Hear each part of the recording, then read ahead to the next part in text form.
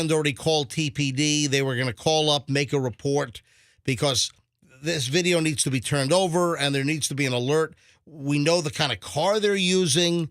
So, folks, right now, until we get it posted up at mjmorningshow.com, go to my Instagram feed, my personal, and look at that. It's not in total focus, but if you know that if person. you know this person, you know who it is.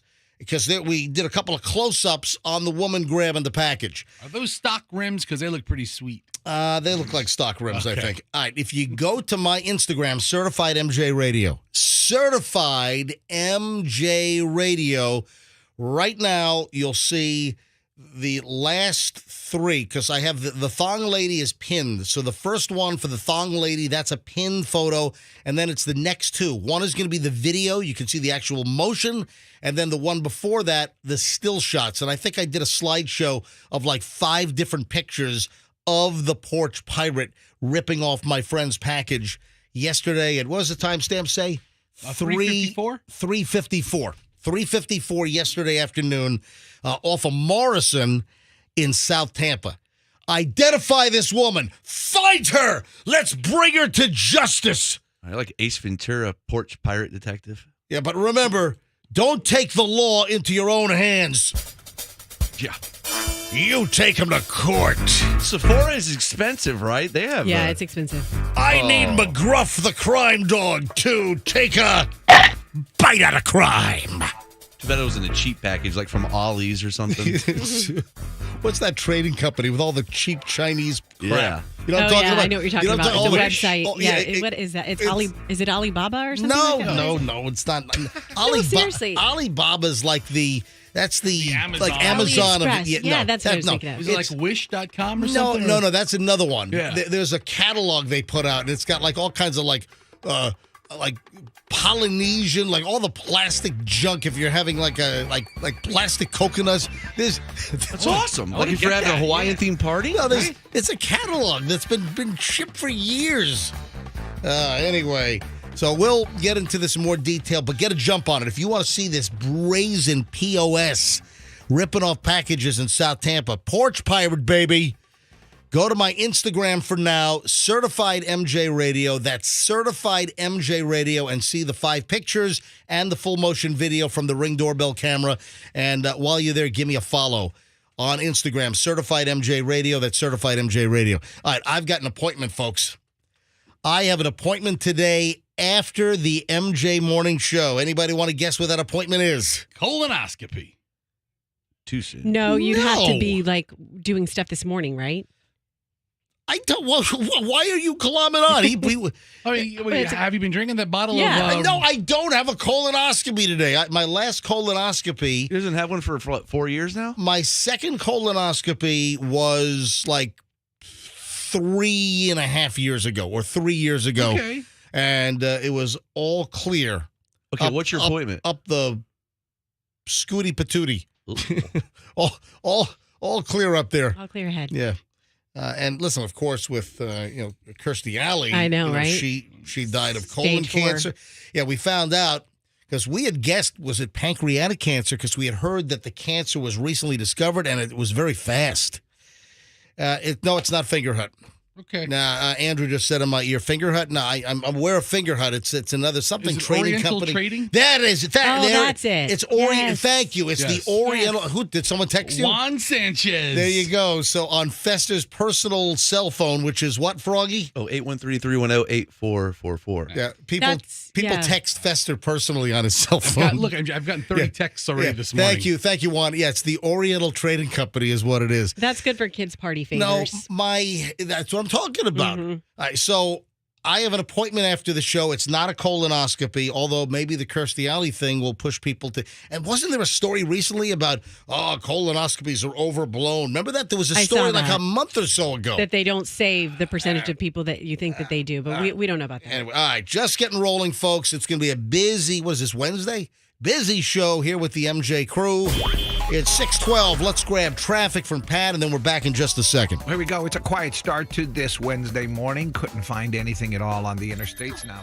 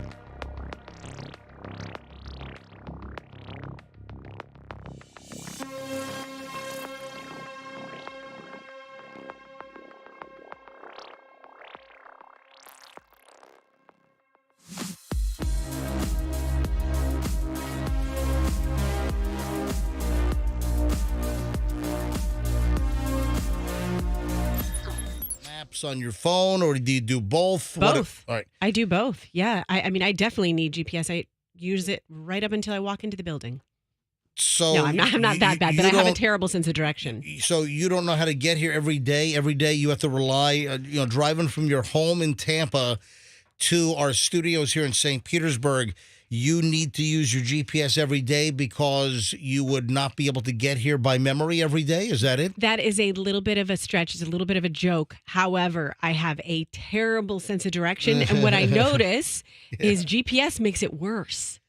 As bad as it used to be, it's gotten worse because you rely on this. And they've even done studies, like people's part of their brain, that navigation part of your brain, Right. with the overuse of these phones and GPS, it weakens, it shrinks. Wait, so your sense of direction with GPS has gotten worse? It hasn't Yes. served as an imprint in making No. you more adept? No, not opposite.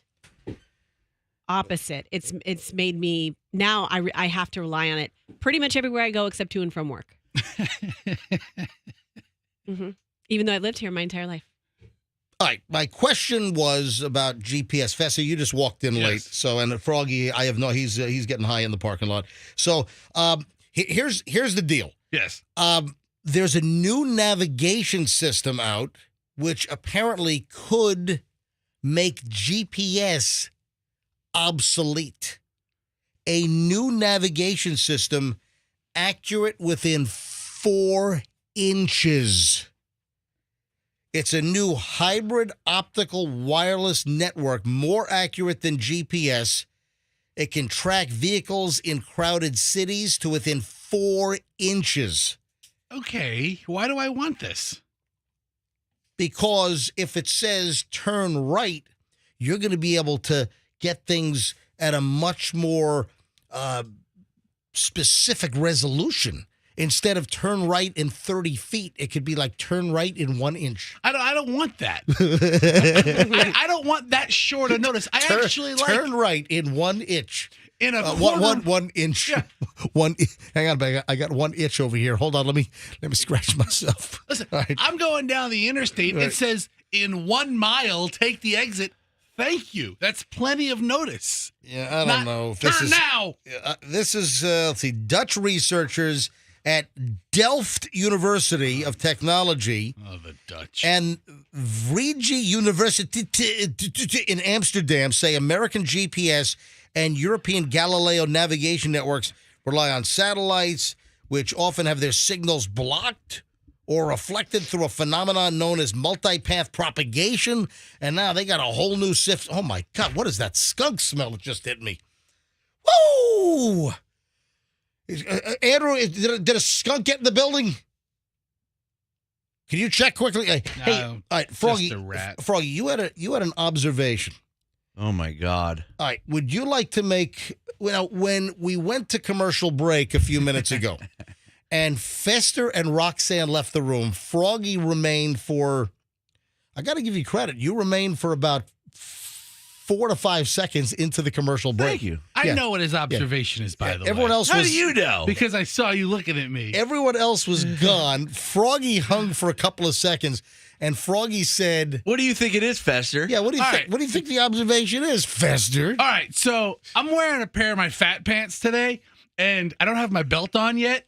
And my pants are hiked up like to my man boobs, and All right. Froggy's he eyeballed me and kind of violated my space by checking out my midsection, and he's probably making a comment. Hey, Fester has his pants pulled up really high today. So yes, That's exactly what I said. I knew it. Froggy- I knew it, you son of a bitch. Froggy mentally undressed you. He looked you apparently head to toe several times. You recognize this. So I'm wearing a pair of slacks, but these are my fat pants. I can't see because All right, we've got Come no around, we've come got around. no line of sight in the studio. Looks like So- Archie Bunker. Oh. You need suspenders. We're here. Oh We're my here. God. But look, these are my fat pants. Yes. So without a belt, Dude, I gotta wear them up here. That's how he's wearing them. you're off camera. You got That's how he's wearing. Oh my God. I gotta wear them up here. Can you see this? Because look, All right. my fat pants. Oh, but look, you can put a kindergartner in the space that you have additionally.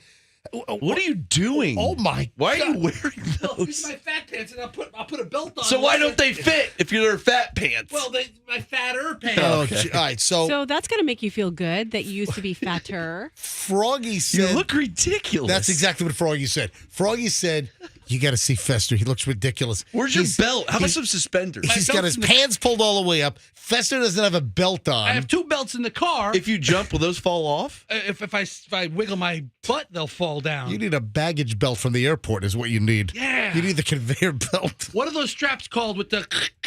A ratchet strap. Yeah, ratchet strap. Yeah, the things that are always on the interstate. You need a dock Yeah, line. they are on the You ever notice that? You got bungee cords and ratchet straps that inevitably, whenever you're on the interstate, you got one in one of the lanes, then you go 6 more miles down the road up, there's another ratchet strap.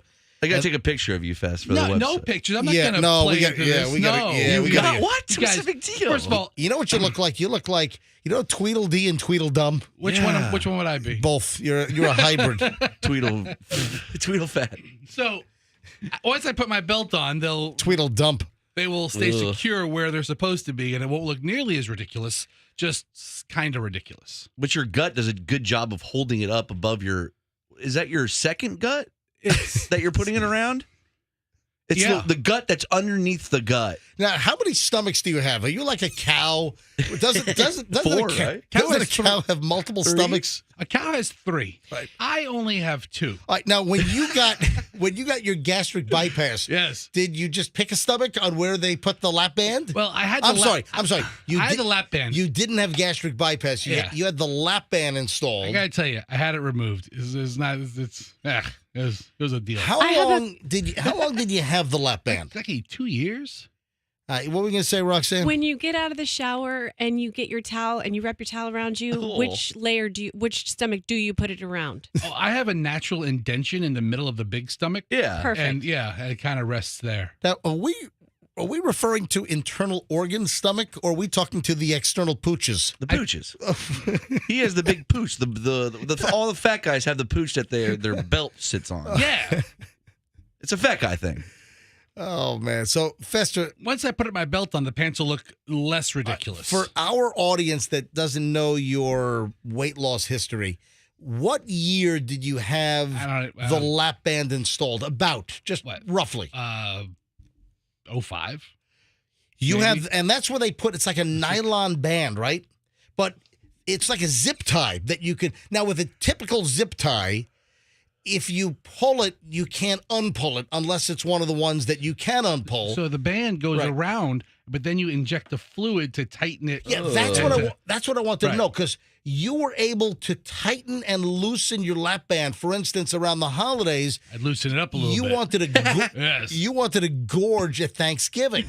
I had, loosen it. I had a standing appointment on November 10th and January 10th. Right? Loosen it up in November, tighten it back up in January. And then Yep. tighten it back up in January. Sounds Yes. natural. Yes. And how do they do it? There's like a port access. Oh. Hold on, there was a hole in your stomach to No, it's like pull like the a band? There's like a subdermal port that can be accessed. Ew, dude. And you wanted to eat that bad? Would you hear a click like a roller coaster going up? No, Tick, 'cause tick, it was tick, tick, tick, tick, tick, it was like liquid. It made no noise. Ew, I'm gonna be sick. All right, listen, Froggy, you're really offending our fat listeners right now. No, I'm just saying the port, and you were so concentrating on eating that you had surgery I was to do it. concentrating on celebrating the holidays Now- and Jesus' birth. I'm trying to remember. Did you lose weight when you had the lap band yeah. installed? Yeah. You did, Right? right? Lost a ton. All right, And so- you keep saying when you had the lap band installed. it's not. Is that the term, Fester? I don't know. Well, I'll go with it. Hold on. They put a part. They put a device in his body. They installed It's an installation, yeah, man. but that sounds like he's a it's vehicle. like Well, getting new windows installed at your house. It's like getting an accessory item installed in your car. I'm a machine, baby. It was an installation. I see that every day. I All see it the engine revving. Now, Fester, Yes. why did you have it removed? Because your weight Because- loss was pretty significant. You were successful, but then you had the lap band taken out. Because I experienced severe acid reflux, which is Then you take omeprazole. Yeah. You take an acid reflux medication. it's not. It was best that I took it out, and It's out. Did you pay for it, or was that part of a? Did we do a No, it was- radio promotion? The old insurance company paid for it because But- I qualified as morbidly obese. No, it was no promotion. Oh, we didn't. Morbidly Yeah. When you're morbidly obese, insurance companies pay for stuff. Yeah. That should be a character of that new Addams Family Netflix thing. So, Here's morbidly obese. so Yeah. you're talking about Wednesday? Yeah, Chloe's watching that thing. Okay, so Hadley wants to start watching it this Yeah, weekend. I don't know if that's for a 11-year-old. How old's your daughter? It says TV 14. Yeah, how old is So Hadley now? she's No, she can't watch Is that. Hadley 10 or 11? she's 11. Okay, that's what I thought. She had a birthday recently, right? Yes. Yeah, I don't think that Wednesday show on Netflix is for your 11-year-old daughter. You don't? Okay, because we I watched saw the trailer. I saw a little bit of it last night for the first time. I was fully aware of it, but Chloe got back from Scotland for winter break. She got back on Monday, and she just started watching Wednesday. So that is not for an 11-year-old girl. I don't think so. I mean, if it says TV 14, what is it really for? There's a good show you can show your kids on there. It's called Narcos. I think Cocaine Cowboys. Hell how about yeah. how about Dahmer? Yeah, Why don't Dahmer's you- a good Why don't you one. get her hooked on Dahmer? Yeah. What do you Just- think on Yeah. Netflix? Yeah, I served her something in a glass that had a little soap in it. She'll never drink anything I hand her All again. right, 6:31. It's the MJ Morning Show, just getting rolling here. When we get back, we will dive into the early pile. Roxanne, can you do the mascara again? That's very precise. I'm very impressed. What do you have a fetish with watching her do mascara? No, she's right in front of my face doing makeup for the last 20 minutes. Weird. We're going around. this is it happens every day. It Right does. here. But Right here. I think people want to see it. We're All right. going around the horn this All right, morning, Rob. Do me a favor. Hey, Andrew, take Roxanne's camera. There we go. Look at this. Look at the No, don't fake it. Do I it. can't. It's one of those things. You just have to catch someone authentically. I can't like recreate Just my makeup face. She can't recreate the magic. I mean, if it was up to Andrew, it'd be on Roxanne the whole time So just do it. Just leave the camera on Roxanne the entire time. because he loves Is it. what you now? Are you actually touching your eyelashes now, or yes, I was touching my you are? eyelashes. Okay, all right. Hey, we're just getting rolling. Early morons in the news next on this busy Wednesday program, and we got to get a picture of Fester. With his pants pulled up to his Okay. his nips. As long as you put a gallery up to where I have my belt on and it doesn't look like, No, we need. No. Yeah, you just need a ridiculous picture. then I'm sitting down the rest of the morning. I'm We not need getting to up. we need to see what Froggy saw a few minutes ago that he said, "Oh my God, have you seen Fester? He looks ridiculous." All right, hold on. 6:32, MJ Morning Show on Q105. Early morons in the news. We got good stuff today. Next. Got a couple problems.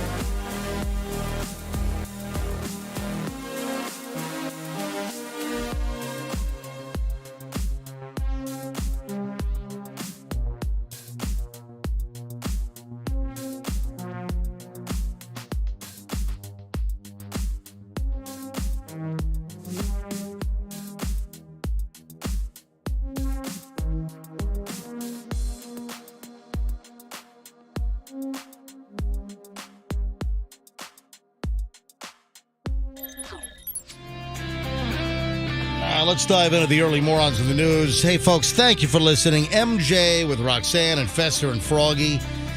And it is a Wednesday morning, and I have a spectacular pile of the morons. Hey, Fester, would you like a handkerchief to dab the sweat beads off of your... Jeez.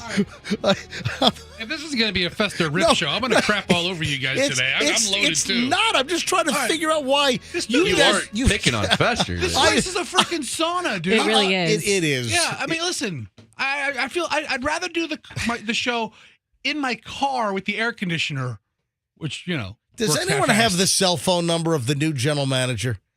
Is it like on his signature from his email? I think it is. Doesn't he say, "Hey, call me, text me"? Can you look at your email quickly and see if the cell phone number of the new general manager, Ron DeCastrate, see if It's not going to help your cause. see if his cell number is on the signature at the bottom of his email. Okay, let me go through the 10 verifications I have to open my email. We need to text him and tell him to come in this studio and sit here so he too could have beads of sweat rolling down his forehead like Fester. Oh, listen. Yeah. Okay, so I ran into him at a party, and he was At a talking with some of the other Hold on. What? What? What kind of Guys already it at was party? What party were you They at? were at a client's a party. holiday party. Yeah. Okay, Okay. so I saw him, and he was talking with other sales executives, Right. and what they were talking about collectively is how cold the entire building is. And this conversation went on. I was just kind of, listening to it, and I was like, I need to say something. And I was like, Well, did you? of course I did. I was What like, did well, all right, what did you say? I go- All right, folks, MJ Morning Show listeners, if you're a regular listener, you know that we've been complaining about the temperature in this studio since we returned. We started back here on October the 5th of 2020, and since day one, the air conditioning in our studio, it's the worst. But then you'll walk to other parts of the hall or other parts of the building, other areas, and it is an icebox. We have a hall, and that's why I said hall. We have a hallway that I'm telling you, it's like walking into a frozen food freezer at Publix or Winn-Dixie. Just open the door and just climb in. And that's the hallway down where Travis's office used to, down there. I don't know what it is. Can we get the building maintenance to get some competent air conditioning company to fix and reroute the cold air that is turning a hallway into a frozen food section and just get some of that cold air into our studio? right. I mean, how cold does it have to be in parts of the building for that to be like the party talk? All I Like they know- were talking about shivering and what they wear to stay warm at work. It All I was know- so weird. I'm like, we have the opposite thing going The on. incompetence, whoever is doing the air conditioning in this building, and it might be a design flaw. And that's another reason why I've been a proponent of just breaking the lease here at at this building, just getting the hell out of this building and just going somewhere else.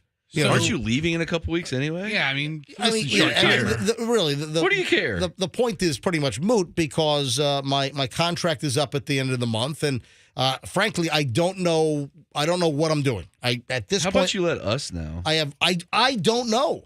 Listen, if I don't know, how can I let you know Think about it harder. what I'm going to do? All right. So, Jackie, the kind and slightly odd. Yeah, wacky Jackie. She's a little odd. I mean, Yeah. I'd be lying if I said she wasn't. Okay. I saw her yesterday as I was exiting the building about, 10:15 after the morning show. She walks down to her car to get a sweater. I'm like, what are you doing? She's like, your side of the building is always hot, Yeah. which they know about because of, us talking about I mean, it. I have just never seen such inaction in a building where we're a tenant that rents. Our elevator's been broken for 4 or 5 months. It's unbelievable.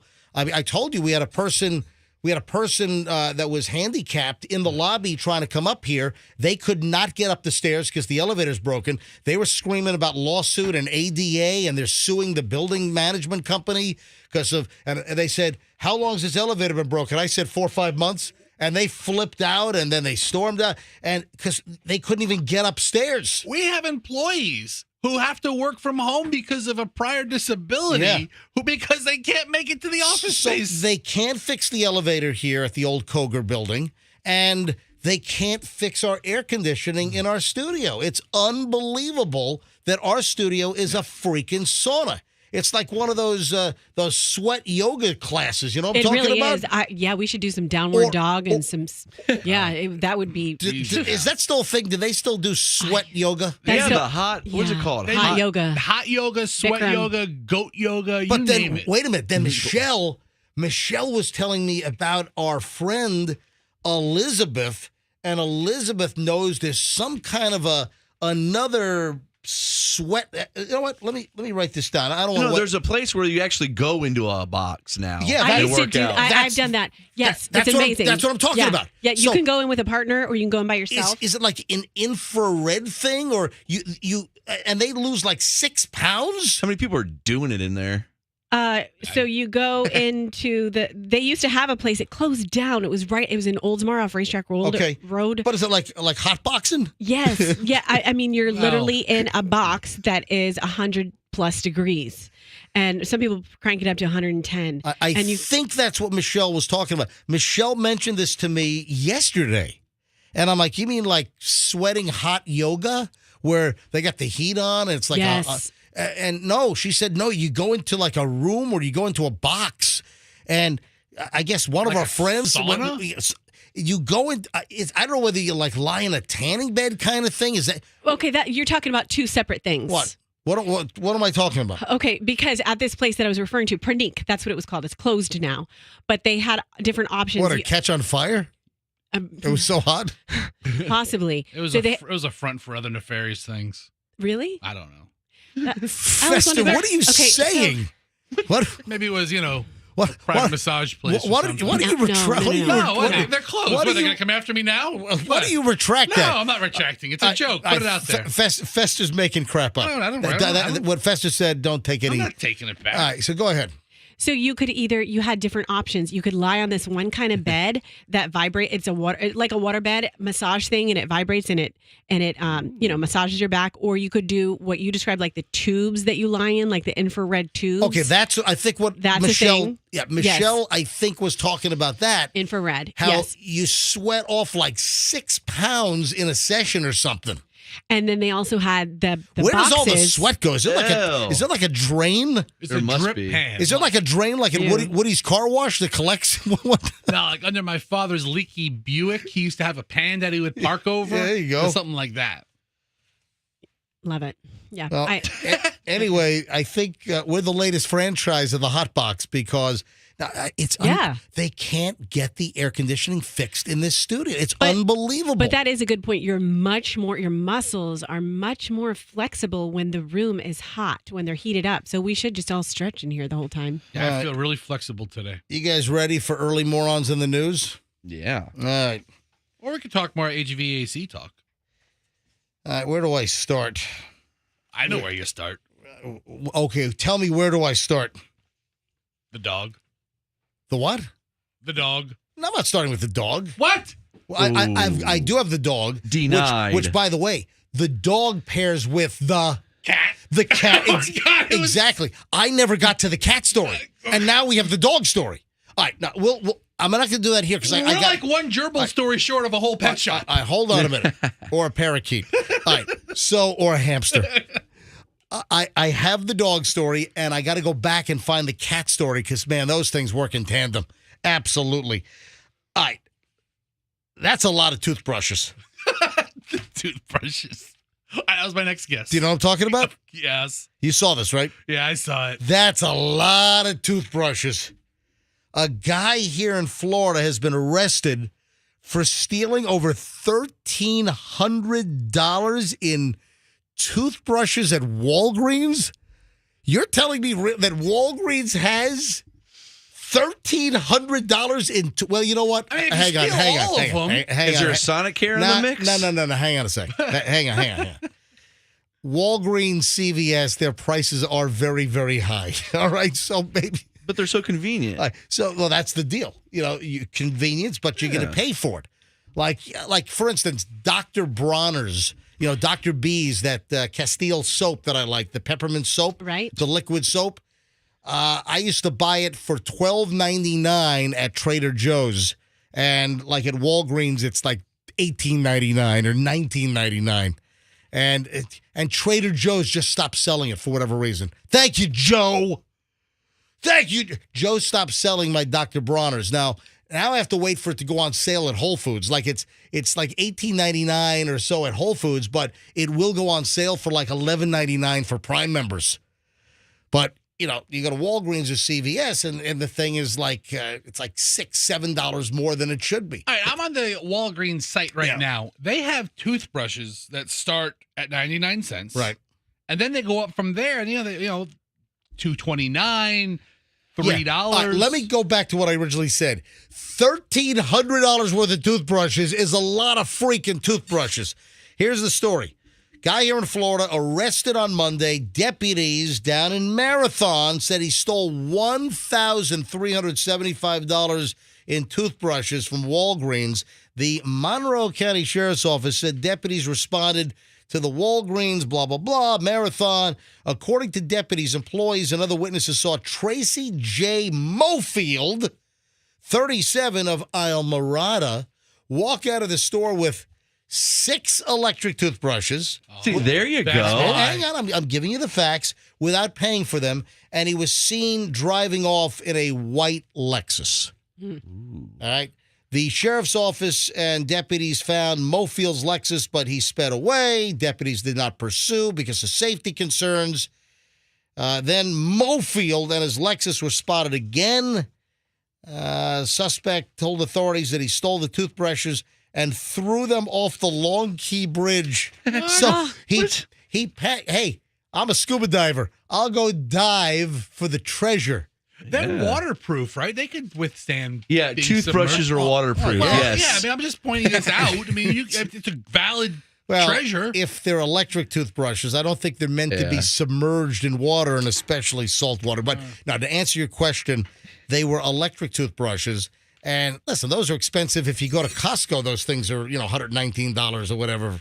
So imagine what the electric toothbrushes, whether it's Sonicare or the Philips toothbrushes, imagine what those things must cost at like Walgreens. All right, That's like full list price plus. I'm not a fan of this story anymore. I was thinking he walked out with like 600 of like the Colgate white and blue ones with the bristles on them. Yeah, the 99-cent ones. Yeah. That would be a lot of toothbrushes. No, I was just trying to just paint the visual. No, these were expensive electric toothbrushes.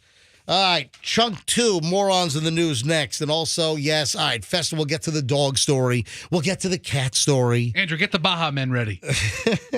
Oh, no. Hold on. You got the MJ Morning Show back in minutes here on Q105. Stand by.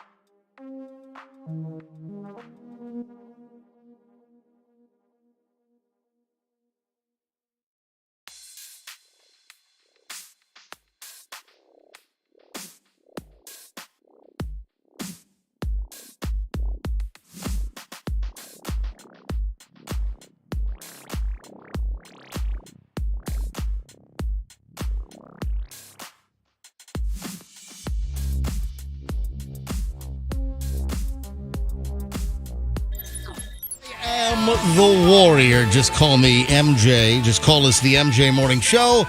MJ with Roxanne and Fester, Froggy, Andrew, our producers, 7:01 here on a Wednesday, and chunk 2 of the early morons. And I guess we can include this. Fester, you brought up the dog. The dog. Yes. And then I said we ought to pair that with the cat. And you knew exactly what I was talking about. 2 items we did not get to. Well, actually, 1 item's fresh. The item with the cat, we didn't get to that last week. That was, I had to go through my kind of leftovers pile. Oh, by the way, if you still have Thanksgiving leftovers in your fridge, tomorrow is the last day to eat them safely. Really? Yes. No. It seems like a It long was last time. Thursday. I'm kidding. And last Thursday was pushing it.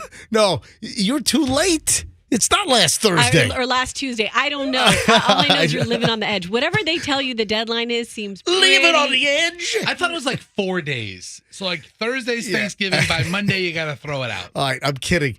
Folks, if you still have Thanksgiving leftovers in your fridge, do not eat them. You know, every year there's that silly, ubiquitous story that runs. You hear it on radio. The TV stations are doing it. And coming up after the break, if you have Thanksgiving leftovers, how long can you safely eat them? All right, that's next, along with the AccuWeather, all next here on Channel. This story comes up every year. Shouldn't people know the basics of food safety? I believe it's like 4 days. That's the claim, which I think that's a little light. I think you could probably eat things later. And there's also like a list of these items, 4 days. You can get another couple of days out of this. I don't know. If I put it in the refrigerator, after 3 days, it's the smell test. All right, when was Thanksgiving? Oh, it was When November, was Thanksgiving? right? November 20. Yeah, thank you. You've narrowed it down to November. That's correct. It was early. It was like the 23rd or something. Hang on, I've got my calendar here. So let me go back to November.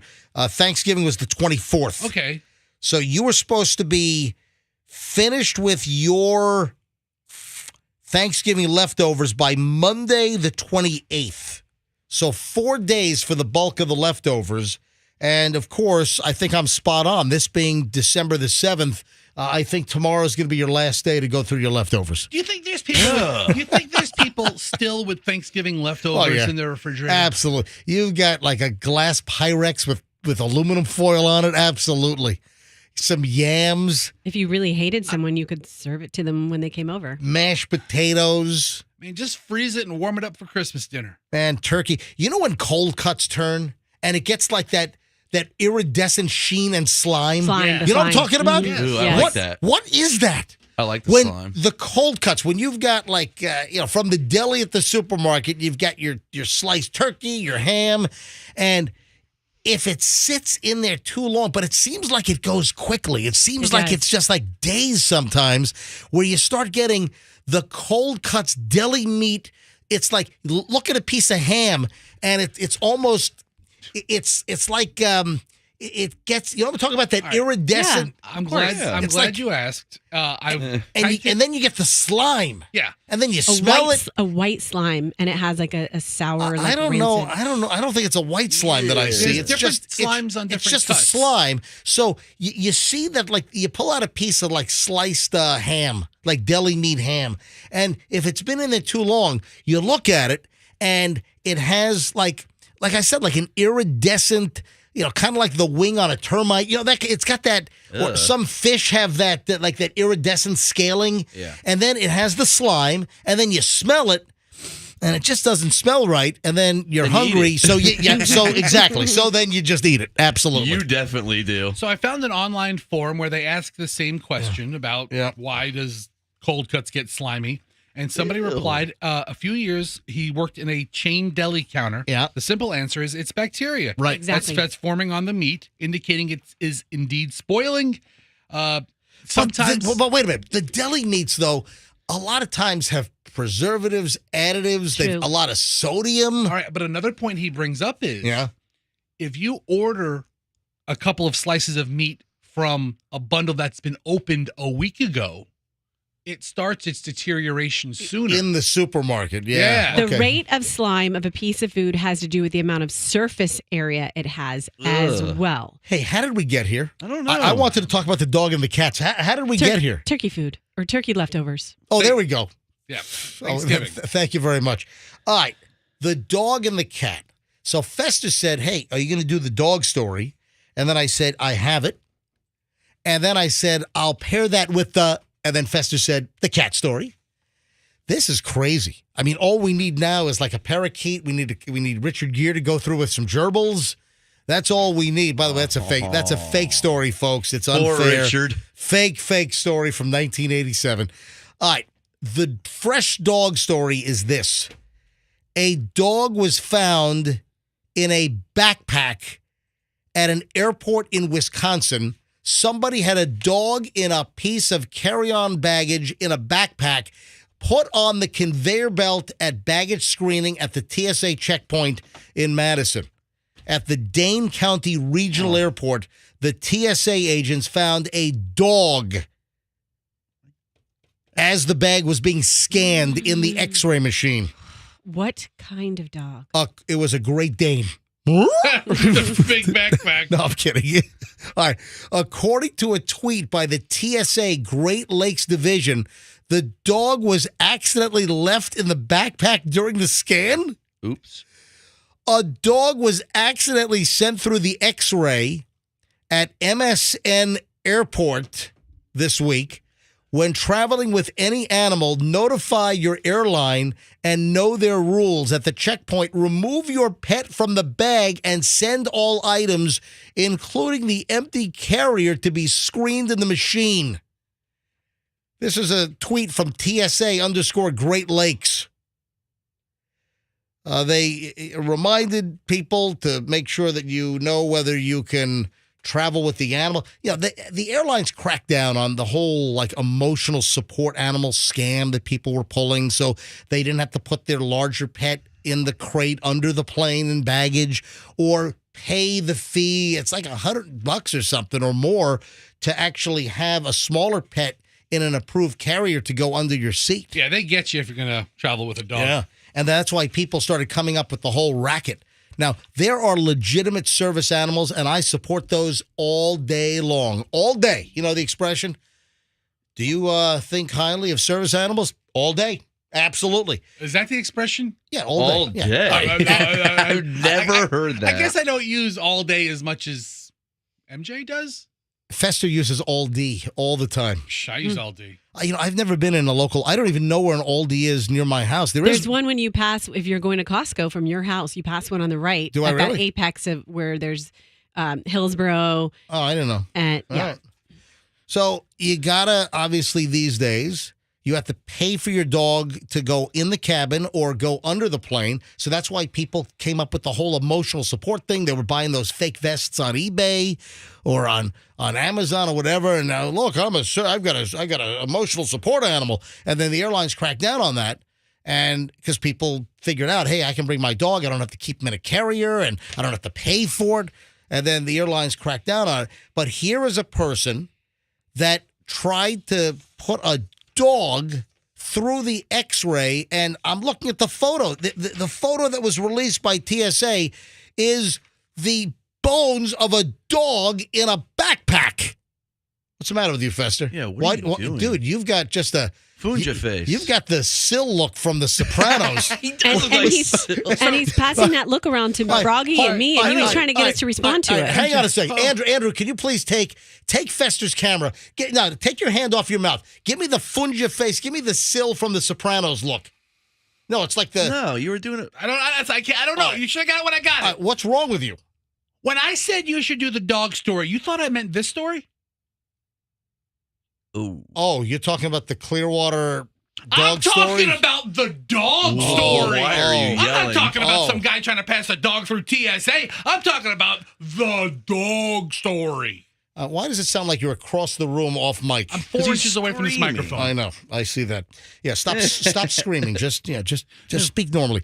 So I'm talking about the dog story. I do have that. That's the dog story. That's a very uncomfortable dog story. That's the dog story. Let me finish up though with the cat story. So this guy puts a dog in his backpack and puts it through security up in Wisconsin, in Madison. Then last week, a cat was spotted in a suitcase on a trip from JFK to Orlando. It was mid-November, and as the bag rolled through the X-ray machine, TSA officials saw what were apparently bottles, wine glasses, a pair of flip-flops, and a cat. Oh. And the story there was apparently the cat snuck into the luggage and fell asleep. Then the luggage was closed, and the cat was taken to the airport. And It lived? yeah. Oh, yeah. Yeah. How- The cat spent hours stuffed in a suitcase, Cats are just amazing. and it made its way onto the plane, apparently. It's like that woman who put her husband in a suitcase. That guy died. Or her boyfriend in a suitcase and locked them in. What was that story? Oh, you never saw that story? No. Oh, they were playing hide and seek, and the husband gets in a suitcase, and she was drunk, and she left him in there, and she passed out. She woke up, and he was dead the next day. Oh, the suitcase is a terrible hide and seek spot. All right, by the way, the cat never made it onto the plane. It was flung around in the suitcase. TSA found it, and then they were able to poor get the thing. cat out of the suitcase before. So we had a dog story now. We had a cat story. I want to add to that cat story. In luggage, yes. Apparently, this just came out. Cat people, if you're a cat person, you're smarter than dog people. Like they did a pervasive study. IQ tests of people who love cats versus people who love dogs. Oh, I'm not. Don't get. I know this is a room full You of are dog looking lovers. to make enemies. By That's what I just said. Not us, the people. The people hate you now. I'm just saying, don't shoot the messenger. Way to squeeze that content in. Yes. But Well- listen, Roxanne is here. She's gaslighting dog owners right What now. about a guy having relations with a dog outside in front of people? Where Okay, does- MJ, where- I where- sent you that story, and I said we need to not talk about the dog component of this story. That's the only Well, part about well, the hold story on. we need to talk about. This is a sick story. Yeah. Listen, this is from the Fox 13 website. From Fox 13, Clearwater PD says Florida man had relations. I'm sanitizing this. Yeah, A please Clearwater do. guy had relations with a dog in front of people and also damaged a church property mailbox or something. Erect a nativity scene. This is an Orlando man in Clearwater where he had relations with a golden doodle. What? Oh, God. In front of adults and I'm sorry. And he damaged a nativity display at a nearby church, tried to steal a vehicle. My God. At least he didn't do anything naughty to the display. Police arrested 36-year-old Chad Mason on several charges, including, folks. I read this story, and I read it because I figured it would be something we would talk about. But you know how your brain has a protective mechanism, and I'm reading it, and I'm trying to ignore this horrific part of it, and I'm saying weird commentaries popping up in my head. Well, he's probably allergic to dogs, and that's why he did it with a golden doodle because they're hypoallergenic. You stop it, Rock. Come on, Rock. Really? And then he did it with the Really? three wise men. You're taking the hypoallergenic route here? That's what I'm saying. My brain tried to come my up with different things to think about other than what he did. That's right. Who let the dogs out? Well, apparently Chad Mason of Orlando and Clearwater was very, very happy about whoever did. What a sick, sad story. The party was nice, the party was pumping. All right, that's enough of the dog story in Clearwater. Anyway, they arrested the guy in an apartment complex off of McMullen Booth.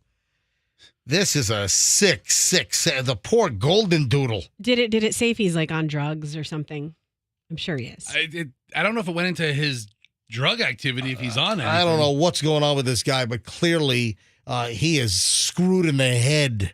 Guy having relations with a golden doodle outside in front of adults and children. What is he doing? You're All swapping stories at Pinellas County Jail. You don't want to be in there for that. Yeah, 7:15 MJ Morning Show on Q. So that's the dog story Fester wanted us to do, and that's the dog story that Roxanne didn't want us to do.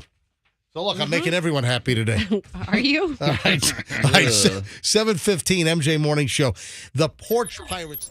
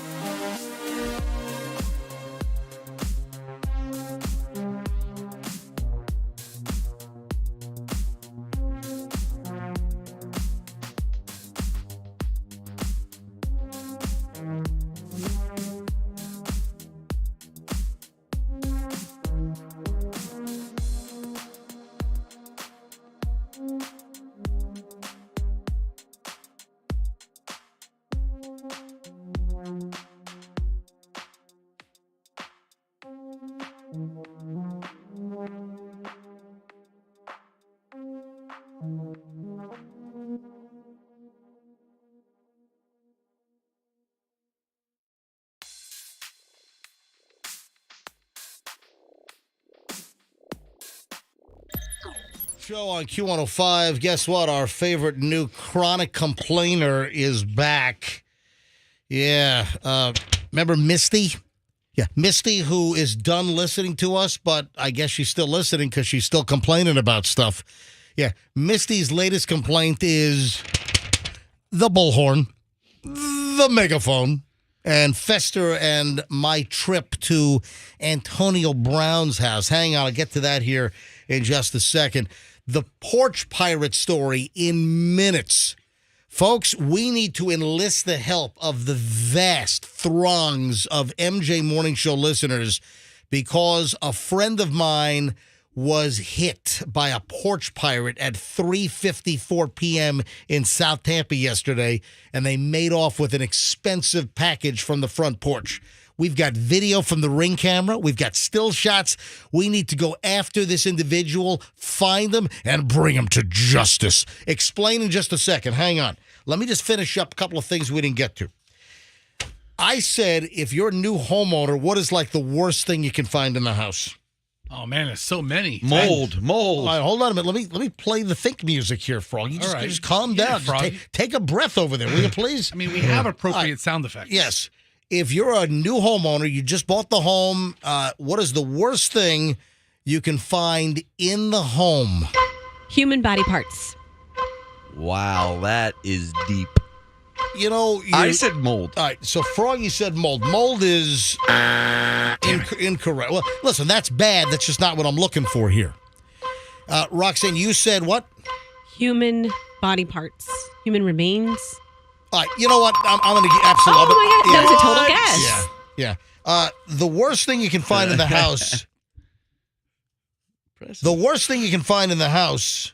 Yes. What are you saying over there? I'm laughing at Roxanne because she got it right. It was right on the head. just a thin air. It's just like, total guess. No, Fester, I don't know this story. That was my ridiculous guess. Okay. And it's real.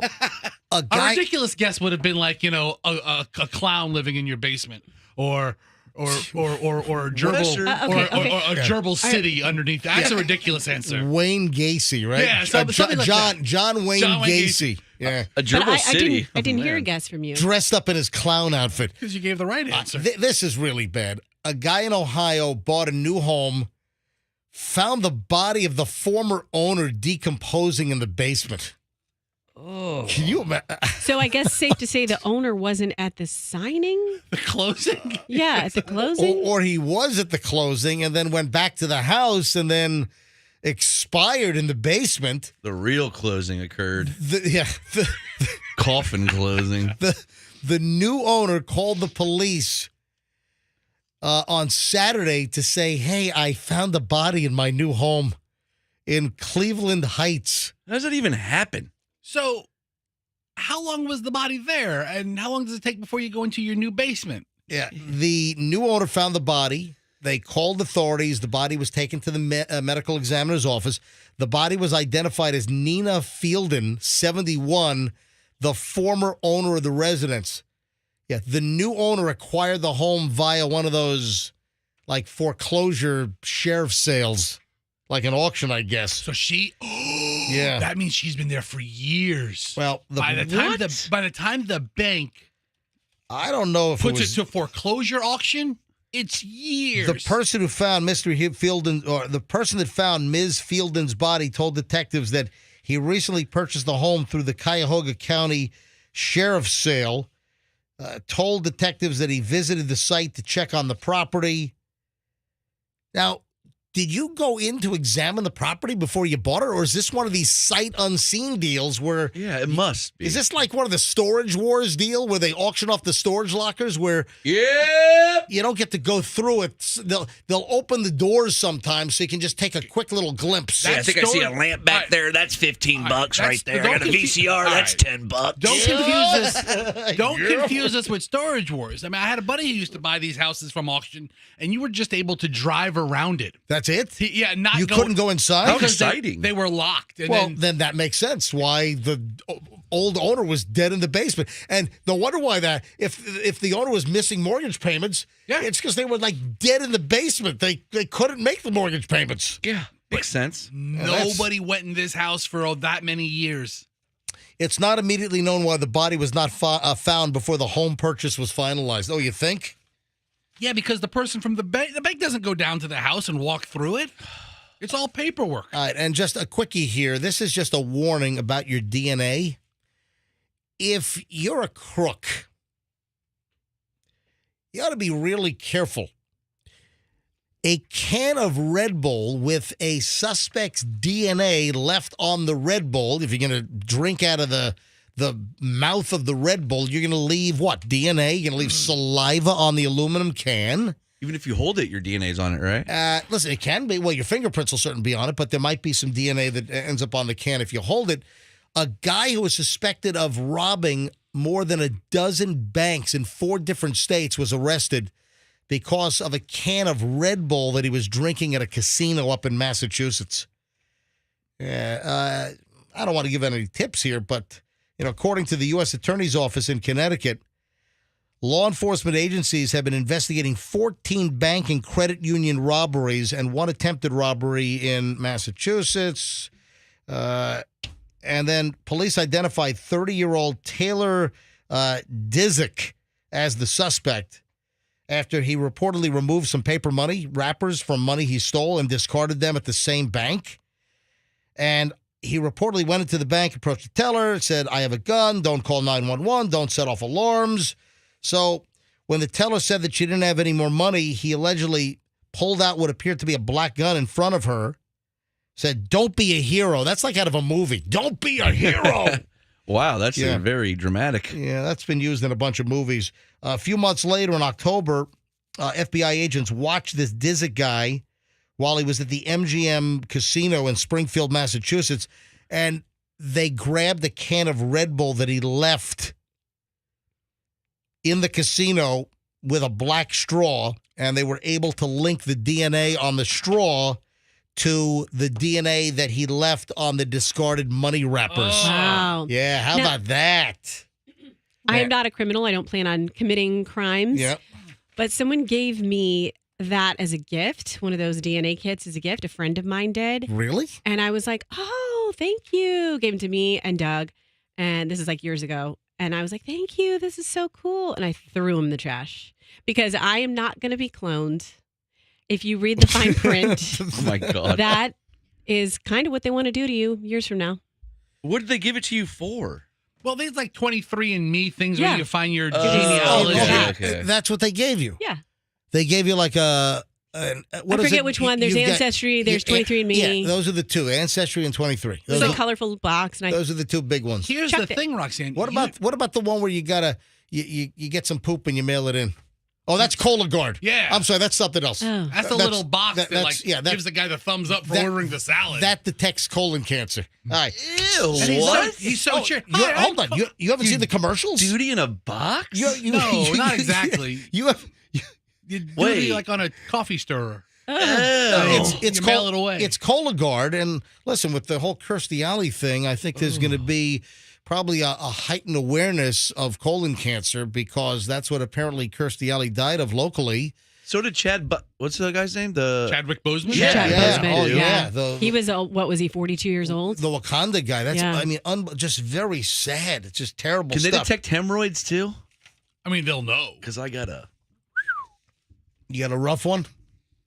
stalactite like no other. Okay, hold on. Let's get away from Froggy. Okay. But and back to the coffee stir. No, I'm done with No, Cologuard. I don't wanna talk about that I'm anymore. moving along. We're completely done with. No, I'm sorry. The black straw is what I was referring. That caught the guy. The black straw Yes. in the Red Bull. It was like a cocktail straw. You know, I'm those sure little- it was. But what Roxanne was saying was she doesn't want to do these tests because she doesn't want to be cloned or be pinned for a crime that she Yeah. might commit in her future. Or maybe didn't do. Maybe that's what'll start happening in the future. So someone sent you the DNA test Gave it where to me. you spit Yeah. into the little vial, you send it off, and then they tell you that you got a relative with I don't know 3 boobs in Romania. Yeah, exactly. All Well, right. MJ, if her relatives do it, they can narrow her down Yeah. by her relatives. I don't want to be found. All right, folks. The new chronic complainer on the MJ Morning Show is back. Misty? Misty Big Boobs.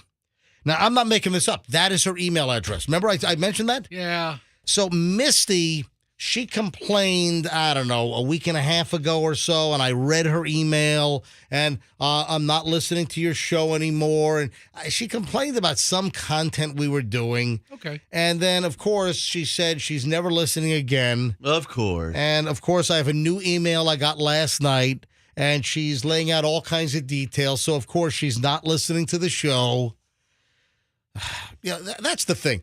The complainers that say, I've turned the channel, I'm never listening to you again, and I've heard this over and over again over the years, they're the first ones turning on the radio in the morning. They're the first listener of the day, probably. Yeah, so you ready for the latest from, what do you think Misty's complaining about now? Well, you gave us a hint a little bit ago. Yeah, what was the hint? The hint was the megaphone? What are they called? The bullhorn. Yeah, the bullhorn. That's it. What is the English language new to you all of a sudden? I call it a It's a- megahorn, and it's a- nobody else does. Megaphone. It's a megaphone or a bullhorn. Well, I hybrid the words to call it a megahorn. I hate when you say megahorn. And, Stop. and Froggy looks at me like I have a third eye. Misty is complaining about this. Antonio, Fester is going to the door right now, and Fester's going to leave the PDQ gift card at the door. Yeah, she's not happy with us going to Antonio Brown's South Tampa home trying to coax him out. Antonio Brown! Antonio Brown, this is the MJ Morning Show. Please come out. Antonio Brown, this is the MJ Morning Show. If you come out, I have a PDQ combo meal coupon for you. So, Antonio Brown is the subject of an arrest warrant because of a domestic violence issue with, I guess, baby mama. So, Antonio Brown is holed up in his South Tampa home off of Manhattan. Earlier this week, was it Monday, right? Right after the show on Monday. Today's Wednesday. Right after the show on Monday, Fester and I drove to Antonio Brown's house and just stood in front with a megaphone. I mean, it's on a public street. It's in a suburban neighborhood. Exactly. Now, I might have been disturbing the peace with the megaphone. Maybe. But I tried to get Antonio Brown to come out. Antonio, come out of the house. We'll give you this free PDQ combo meal deal card. Get a sandwich. Get the 3-piece, 5-piece tenders, waffle fries, and get a drink. They have that cool Coke machine where you can make any flavor you want. That's the freestyle. That's the freestyle machine, man. So come on, and not the PDQ in South Tampa, right across from Plant High School. Yeah, that is right near the home off of Leona.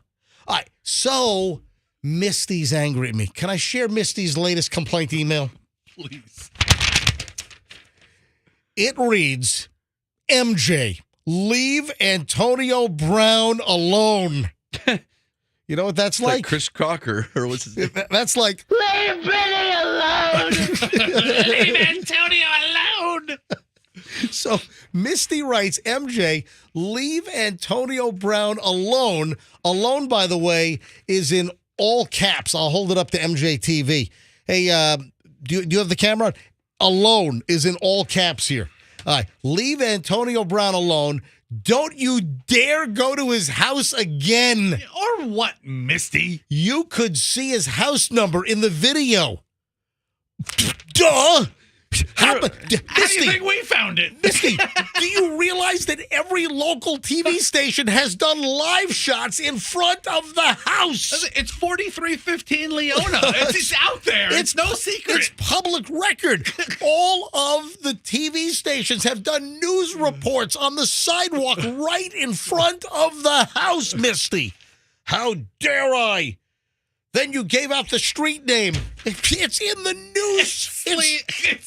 It's a street. It's a street. The news is covering the story, Misty. Then Misty goes in for the attack and says, maybe you were drunk off your cupcake wine again. Cupcake wine? You are a menace to the community. This stuff is good. And no more plugging your Instagram, you plug whore. And it's signed. Oh my gosh. It's signed Misty.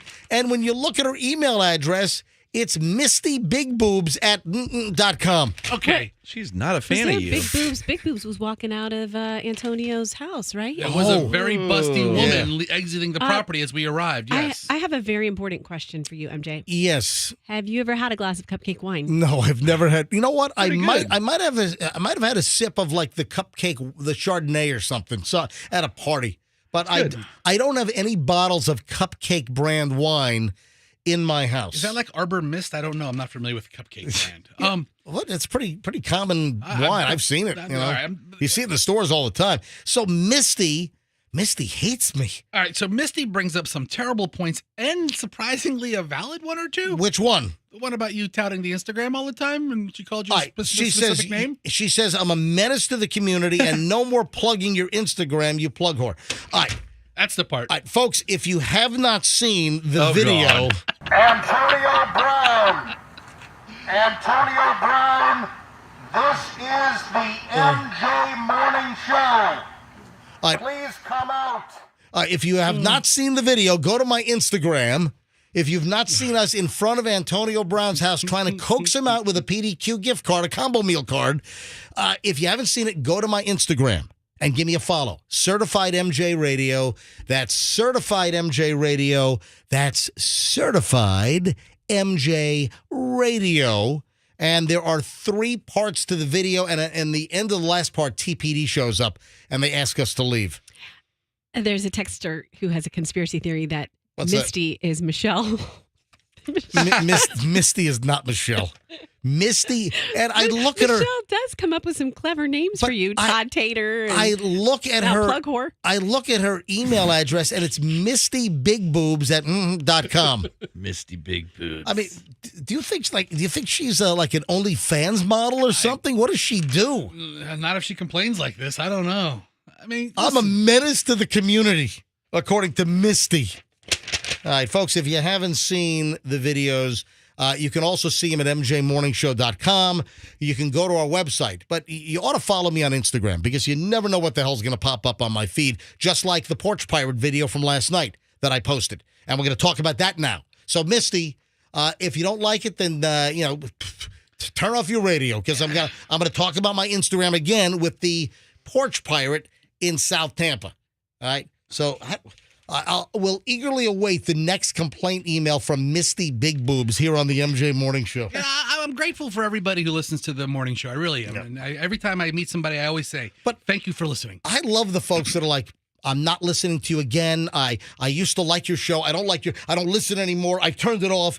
And then they keep writing you with like specific content from that day's show. I don't think any radio show is worth getting angry over. I mean, folks, we're not for everybody. Listen, this is an entertainment show. You know, We attempt at it. you know when you should take us seriously, and people know when you shouldn't take us too seriously. You're getting that upset, Misty. Maybe you should, check something else. All right, last night I posted a new set of pictures and a video. All right, ladies and gentlemen, this is a crime alert. Crime alert on the MJ Morning Show. A friend of mine yesterday afternoon said, you're not going to believe this. Got an alert from my Ring camera, and we caught a woman running up the driveway to the front porch and stealing a delivery. Stealing a package, then going back down the driveway, getting into what looks like a silver Honda. I have video and pictures from my friend's Ring doorbell camera. This happened in South Tampa. The timestamp is 3:54 p.m. yesterday. This happened off of Morrison in South Tampa. And it turns out that my friend's significant other's box from Sephora, we think it was a UPS delivery, was boosted, was pilfered off the porch by a porch pirate. This POS walked up and stole a box with $200 worth of cosmetics from Sephora inside that UPS had dropped off. Folks, the Ring doorbell caught the video. I sent the video to Julian, my son, and he put it into his Adobe and everything. He grabbed some still shots, blew them up, tried to enhance the best he could. Folks, I have, and this is another reason why you ought to follow me on Instagram, because you never know what's going to happen. I posted this at 10 o'clock last night. There are 5 images in the slideshow. Somebody knows who this is. Who is this individual? Who is this person? Take a look at my Instagram. Andrew, did you get the full post up also at mjmorningshow.com? Still working on it. Dude, He's a busy 2 guy. hours ago. He's a busy guy. All right. So it's on my Instagram now. It'll be on mjmorningshow.com as soon as I guess Andrew gets around to it. So you'll have 2 places. But right now, go to my Misty. I'm sorry, it's only on my Instagram now. Misty Big Boobs. Yeah, blame Andrew. It's not at mjmorningshow.com yet. Can you please direct your next complaint To Andrew. Yes. Exactly. I got to go to MJ's Instagram because you don't have it up yet at mjmorningshow.com. But we will have it up shortly. Now, I have 2 posts. The first post are the still shots, and there are 5 screen grabs from the Ring video. I need you, everyone listening, I need you to go to my Instagram, Certified MJ Radio, and I need you to look at the pictures and then the video. And then the video is the full motion. You can just see her walk up, grab the package, and walk back to an awaiting. It looks like a Honda Civic or a Honda Accord. Yeah. If anyone knows, if anyone has seen it, what kind of car is it? And they have some kind of a bike rack or something dangling off the trunk that's obscuring the license plate, which I think is probably pretty deliberate. But if you look at the pictures that I posted on my Instagram of this porch pirate from 3:54 p.m. in South Tampa yesterday, somebody knows who this is. Yeah. The pictures are good enough, Roxanne. The woman, go back to one of the pictures of the woman. Sure. All right. The woman appears to be a redhead. You know what she kind of looks like? You know the waitress at truck stops? Yeah, a lot lizard. Yeah. Not a lot lizard. With Not the a flying, lot lizard. like a flying J waitress. Yeah, I'm talking about the waitresses who work at truck stops. I'm not talking about the lot lizards who knock on the truckers and be like, hey. kind of looks like Carrot Top. All right. Hey, Carrot Top's way hotter. He's really good looking. So if you go look at the photos, it kind of looks like Carrot Top. So there's a nice shot of her bending over forward to grab the package. And there are multiple. Let me go through the whole thing. They're kind of like she's wearing like leggings, but they're kind of flared at the bottom with looks like flip-flops. The first picture is of her. Her sandals. It's a kind of a close-up leaning right into the camera. Then the next photo is a little wider shot of her looking back at her getaway car. Who's the wheelman? Or is it a wheel woman in the getaway car? She's not looking at the car as much as she's not looking at the front door where she thinks a camera might be. Well, maybe. Can I ask a question? Yeah, go ahead. I recently got a package that didn't belong to me, and somebody came and got it, and I saw them, and I said, "What are you doing?" And they were like, "Oh, it was delivered here accidentally, and it was theirs." So they saw like their Amazon picture. Sometimes they'll send you a photo of where they left it, and they recognize it as your front door. A wrong house delivery, and she was the correct recipient. No, because dude, I just said it was a box from Sephora that was being delivered to my friend's wife. Oh, so they knew. Okay, it was their box. It was Sephora, $200 worth of cosmetics. It was a UPS delivery. It's a lot of cosmetics. And then here comes the porch pirate. Folks, a lot of cosmetics. Let's identify who this is. If you've looked at the video, if you've looked at the photos now. Does anyone know who this is? Also, can you identify the vehicle? Is that a Honda Civic or an Accord? Somebody knows. All right, 800-990-1047. Hit the phones right now. 800-990-1047. This is a scourge. This is a problem. The porch pirates, and it's only going to get worse because the package delivery volume is exponentially increasing as we get closer to the holidays. And this is clearly a crime of opportunity. They're driving through neighborhoods, and we need to stop them. We need to stop them. The cops need to find out who this is. If you have any idea, call us 800-990-1047. If you can identify the car at the end of the driveway, the getaway car, call us 800-990-1047. If anyone knows who this is. Right, again, this is going to be a very easy car. Go to my Instagram, Certified MJ Radio. That's Certified MJ Radio. I would be telling you to go to mjmorningshow.com right now, apparently 2 hours is not enough to get it posted. All right, so Certified MJ Radio. Give them a follow while you're there. And while you're at Certified MJ Radio, looking at the porch pirate, the stills and the video, and go through the slideshow because there are 5 photos. You got the close-up, you got the car, you got the side profile. Then you got her walking away. She was wearing black pants and what appears to be a gray, like flouncy tank top. Is that Roxanne? Look at the image. What? Yeah. How do you describe? I mean, I need the female touch on the describing of the apparel. Yeah, that's what I was starting to do. It's not a look. It's not a look. Well, describe what she's wearing. Yeah, I know. It's stretchy, almost sort of like leggings looking pants, but then they flare at the bottom. They're nice. Yep. And then she has on sandals or casual looking shoes, and then she just has a black tank top that doesn't, or grayish, loose fitting. So it's not like she's in workout attire. It's not like she's in. It's like home loungewear. Yeah, but it could be. It could be pajamas. For all we know. We got to use the MJ Morning Show audience to bring this porch pirate in South Tampa, caught on Ring doorbell video, to justice. We don't want to take the law into our own hands. We want to find the porch pirate and make sure that they are taken to court right before Judge Wapner. Man, she's going to look good with all that new makeup. Tell you what, she's going to look good in a Hillsborough County orange jumper. She might not be recognizable in that Sephora makeup. I have a question. And yes. Forgive me if you said this. I was not paying attention. What? What Hold on. is... Let's take the porch pirate to court. All right, I'm sorry. Go ahead.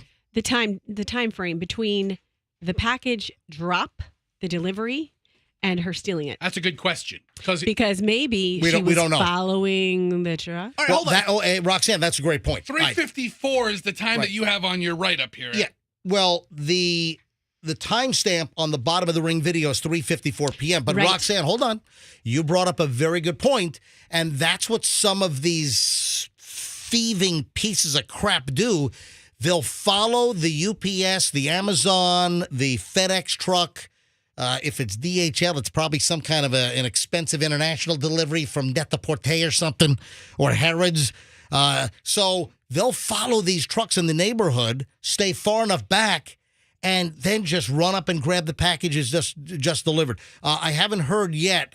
They could probably check their Ring doorbell and see what time the camera was activated when the UPS driver dropped it off to find out the time frame. That's actually pretty good. All right, hold on. Let me go to line 5. Hi, good morning. MJ Morning Show on Q105. Hey, Troy, welcome to the program. Hey, MJ. Go ahead, Troy. Hello. Yeah. Yeah, I was just calling in. It is definitely not an Accord. I believe it's a Civic, at least 10 years old. It's not a current Civic or for the past decade. All right, so you think that the silver car that the porch pirate got out of and then goes back to, you think it might be an older silver Honda Civic? Civic, yeah. A Civic's the two-door. We're a little Honda family. I've got 3 Hondas now, including the Accord. And I'm a Honda family, too. I got a Honda generator in the garage. And guess what? I got a Honda motor on my Simpson pressure washer. Don't you have a Honda Jet, too? I got 2 Hondas in the garage. I've had 3 Odysseys and 3 Pilots, and my son currently has an Accord. Gotcha. So pretty familiar with Honda, and that's not an Accord. All right, so it looks like it might be an older Civic. All right, Civic, at least 10 years old. All right, did you look at the lady with the red hair? Looks like Carrot Top that stole the package. That is a very good description. Are you trying to offend Carrot Top? No. I mean, he doesn't look this bad. I mean, have you seen Carrot Top lately? I don't know. Carrot Top's rough. Yeah, Carrot Top's looking a little rough. He works out. All right, Troy, thanks for the call. I appreciate it. But, folks, seriously, all kidding aside, we got to identify this porch pirate with our vast reach and our heavy listenership. Somebody is going to know who the porch pirate was that ripped off this package. $200 in Sephora Cosmetics delivered yesterday from my friend's porch in South Tampa. All right, if you know, call us 800-990-1047, 800-990-1047. Tip line. All right, you know, it's like MJ Crime Stoppers. Mm-hmm. That's what it is. It's MJ Crime Stoppers. How many older Civics are there with a bike rack on the back? And this is a very specific vehicle now that you look at it. It looks like it might be a bike rack, and clearly... I think the whatever was on the back, it's designed to block the license plate, I think. Hi, good morning. I'm just picking up a cold call here. Hi, good morning, MJ Morning Show. Who's this? Hey, this is Sean. How you doing today, MJ? Hey, Sean. Thanks for calling in. Where are you calling from, Sean? Well, I'm calling from Tampa. I got a comment. I'm not in front of the computer. Yep. But I am a UPS driver. Yes, sir. So I want to just kind of say, we are actually trained to monitor what's going on behind us, but that doesn't mean we can't see what happens after we turn the corner. Absolutely not. No, I don't think anybody expects that, but you're trained to notice somebody tailing you? Yes, and we have seen it. How often have you seen it? How often have you witnessed a suspicious vehicle following you, taking note of your previous drop-offs? I could probably say out of all the years I've been doing this, maybe 3 times that I've pulled over, called 911, gotcha, gave them a description of the vehicle, and then also called my boss and let them know. Good for you. Where is your route? Where do you drive? Well, this happened as I was first started driving. That was another comment that I wanted to make. When I first started driving years ago was when I noticed this. Now I actually deliver in one of the upper scale neighborhoods up in West Chase. I think you're my guy. Hold on, you think this is your you think this is your driver? Yes. Well, any chance You don't have to say anything. Yeah, maybe you deliver to Roxanne. All right, well, listen, this is very enlightening, and listen, the package volume is going up dramatically after Thanksgiving, and certainly in the next couple of weeks. You guys are going to have massive UPS, FedEx, Amazon, the USPS. The package volume is going through the roof, and I think we probably see an increase in the porch pirate scoundrels trying to pull this crap off. Yeah, well, absolutely. And, the thing is that the way that they do it is they don't really hide. They pull over. So it's not like, for instance, they might pull into one driveway and then wait till we leave and then pull out of the driveway. They actually give so many feet behind us, and then they pull over. And so it happens a few times. So once we catch on, we'll go ahead and call 911. We'll also give a description of the vehicle and then also the address of the house of where we're at, where we left the package, so that I can try to get there quickly. Fantastic. This is why I take calls. Yeah. I have a UPS driver giving me total great information on the story we're talking about. Hey, buddy, and thanks. Sean, I love the fact that the UPS drivers have the skill set of looking behind you and see if anyone's following. That's a useful skill set in life in general. That's part of their training, absolutely. Real quick. Yeah. So we're trained on so many different levels. And I mean, just as far as just one level of someone just sitting in their car, reading a newspaper or going through their phones or whatever. And as we're driving by, we're literally tapping the horn. That's because we're trying to get your attention. So we see what's going on in front of us, what's going on behind us. As we drive through intersections, we're looking left, right, left to see if someone's looking on their phone, not paying attention, about to run through the red light. So it's just things that we try to avoid. Listen, this is a great call from a UPS driver, Troy, an asset to the United Parcel Service, I might add. Man, call me anytime, Mr. NJ, okay? We appreciate it. Thank you. Do you know my buddy Bobby, who delivers my neighborhood? Actually, I do know Bobby, but Bobby works out of the other building. Yeah, Bobby works South Tampa, and Bobby's the best. So you sound like you sound like you're incredible as well. Hey, Troy, have a great day and call us anytime. Absolutely, see you. All right. Was his name Troy or Sean? I kept calling him Sean. Sorry. I don't know. I picked up the phone. Okay. Andrew hadn't even screened that call yet. All right, let me go to, look at this, Anonymous in Brandon. Hey, Anonymous, you're on the MJ Morning Show. Hi. How are you? Yes, go ahead. Hello, can you hear me okay? Yeah, we can now. Go ahead. Okay, yes. I just wanted to make a comment because there's a porch pirate that was recently caught actually they're looking for this person now in my neighborhood. They stole something off somebody's porch. And when the person went to confront who actually took the item, the person pulled out a gun. Oh, my God. All right, so the porch pirate was confronted, and the porch pirate pulled out a gun? Yes, and put 2 shots in the air. So it's very scary out here. Holy crap. And where in Brandon was this?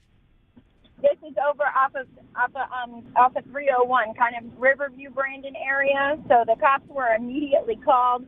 I couldn't even get out of my neighborhood because it's one way in and one way out. There was so many cops out there. It was ridiculous.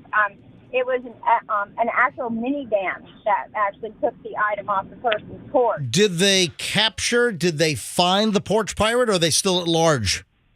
They're still at large because they keep updating in the Facebook group that we're in on Facebook, and it's insane. These people will go at no lengths if they're pulling out a gun when they're actually taking the item that's not even and then firing shots in the air. When did that happen? When did they fire the shots? How long ago?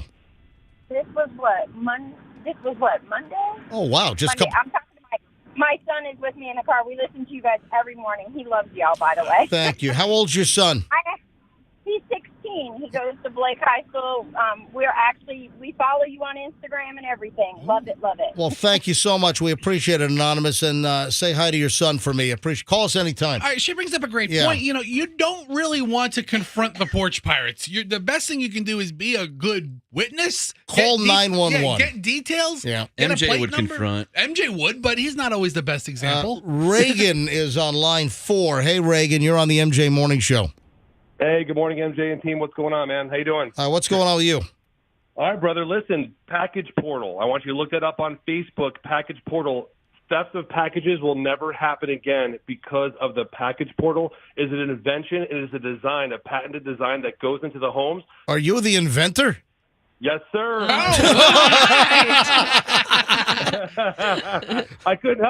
I couldn't help it. I said, oh, my gosh, you're talking about Package Portal. This is insane.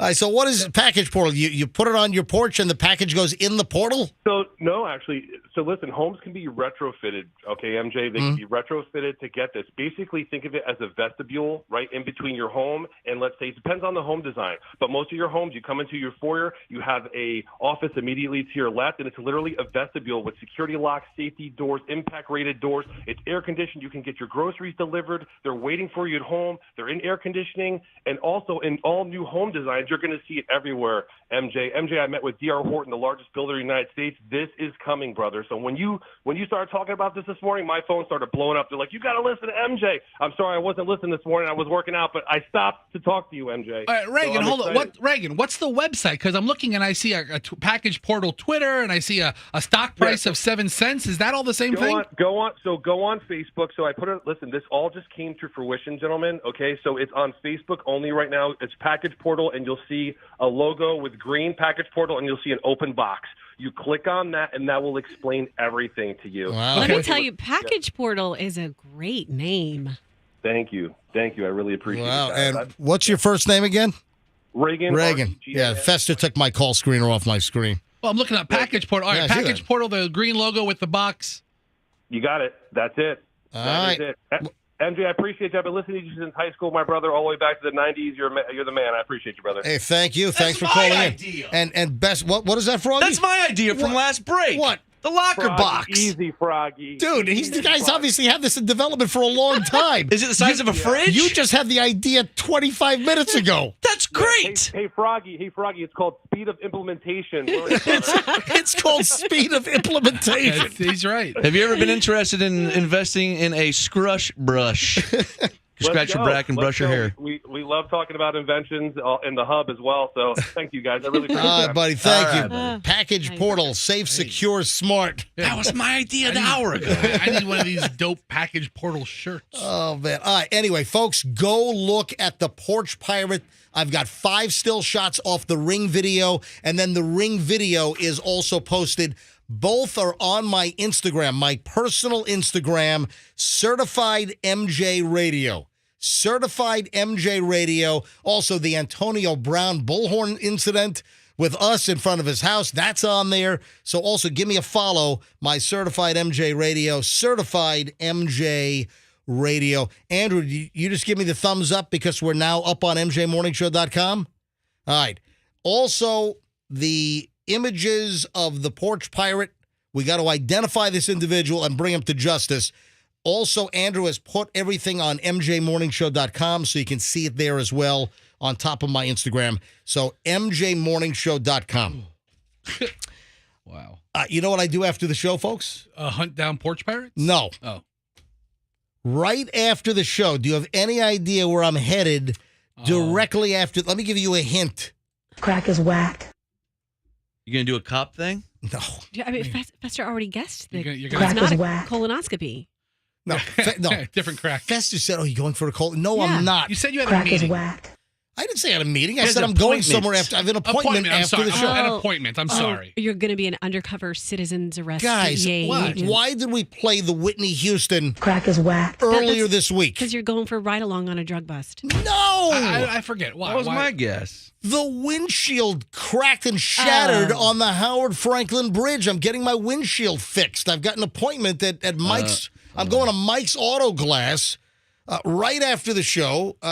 Mike's is great. Local. They just Eric is going to do my windshield. He's a total pro, been doing it for a long time.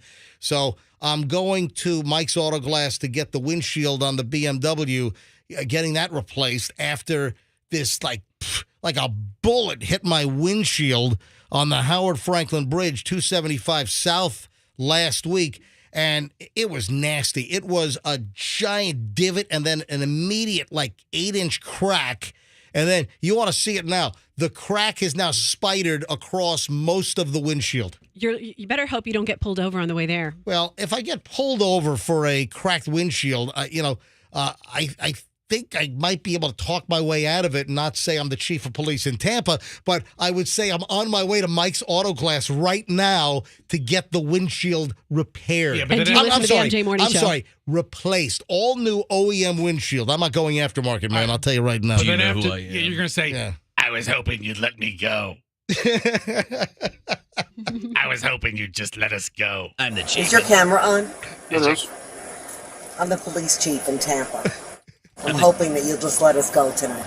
I was hoping you'd just let us go. I'm the chief of the MJ Morning Show. My name's MJ. I'm Chief MJ. So no, I'm going to get my windshield replaced right after the show. So I gotta be out of here quickly because I've got an appointment at 10:15. They want me there 10 minutes early. Hey, Mike's Auto Glass, I'm not going to be there 10 minutes early. All right? MJ, honestly, you should hold off on this windshield until the construction's done. I can't. My windshield is completely cracked over most of the windshield right at the sight line. It is right at eye level. Dude. It is the worst distracting thing. I can't. I got to get it fixed. But the Howard Franklin Bridge, folks, I'm telling you, when I started talking about this, I was flooded with emails and messages and DMs and all kinds of crap. The number of people that have had windshields damaged on the Howard Franklin because of the construction, I'll tell you, they're paying my bill next time. The construction companies, I'm going to demand a new car. That's what I'm going to do. Does your windshield have a built-in camera? Yeah. Is your camera on? So it has to be recalibrated because of the technology. Yeah, Buster's joke was good. That's fine. Is your camera on? It is. You don't care about the calibration. I'm the police chief in Tampa. I'm the morning show guy in Tampa. Yeah. I was hoping you'd just let me go tonight. Let me show you my MJ badge. See this MJ morning show. Yeah. I'm sorry, former chief. All right. Anyway, 8:08 at the MJ morning show. I'm running a little late on this. I witnessed something in my neighborhood, and I think this is dangerous. I'm sure you said something about it to them. You either know or you don't. I mean, it sounds like you're asking it with is it? I don't know. Does it involve a golf cart? It involves fire. Oh. All right. And I asked, what are you guys doing? And they told me it was nobody from the neighborhood. People just drove to our neighborhood. They amassed in my neighborhood, and it's sort of a sad situation. And I asked, hey, guys, do you mind me asking what you're doing? And the guy said, well, my son died, and we're releasing these candles into the heavens. Somebody died, someone passed away, and the father and all these friends, apparently, and relatives, it was a dozen plus people. Like the Chinese lantern? Yes, yeah. Those land in the water. But they just pulled, and now we're close to the water, but they were launching them over people's houses. I found one of those things in my tree one time. All right, so, is that a fire hazard? Yeah, I mean, listen, imagine. I feel that's why I'm concerned. All right. So I feel really bad for the man. I said, I said, sir, I'm so sorry. How old was your son? I think he said he was 34. Oh. I mean, ridiculously young. sad. And you can imagine they're traumatized. They're trying to do something. They're trying to, find a reason. So they're launching these floating candle lanterns, but they're launching them. They weren't at the water's edge. They were on your block? They were on my block, and they were in the middle of the neighborhood launching these things over people's houses. Now, is that a safe thing to launch lit candles in paper?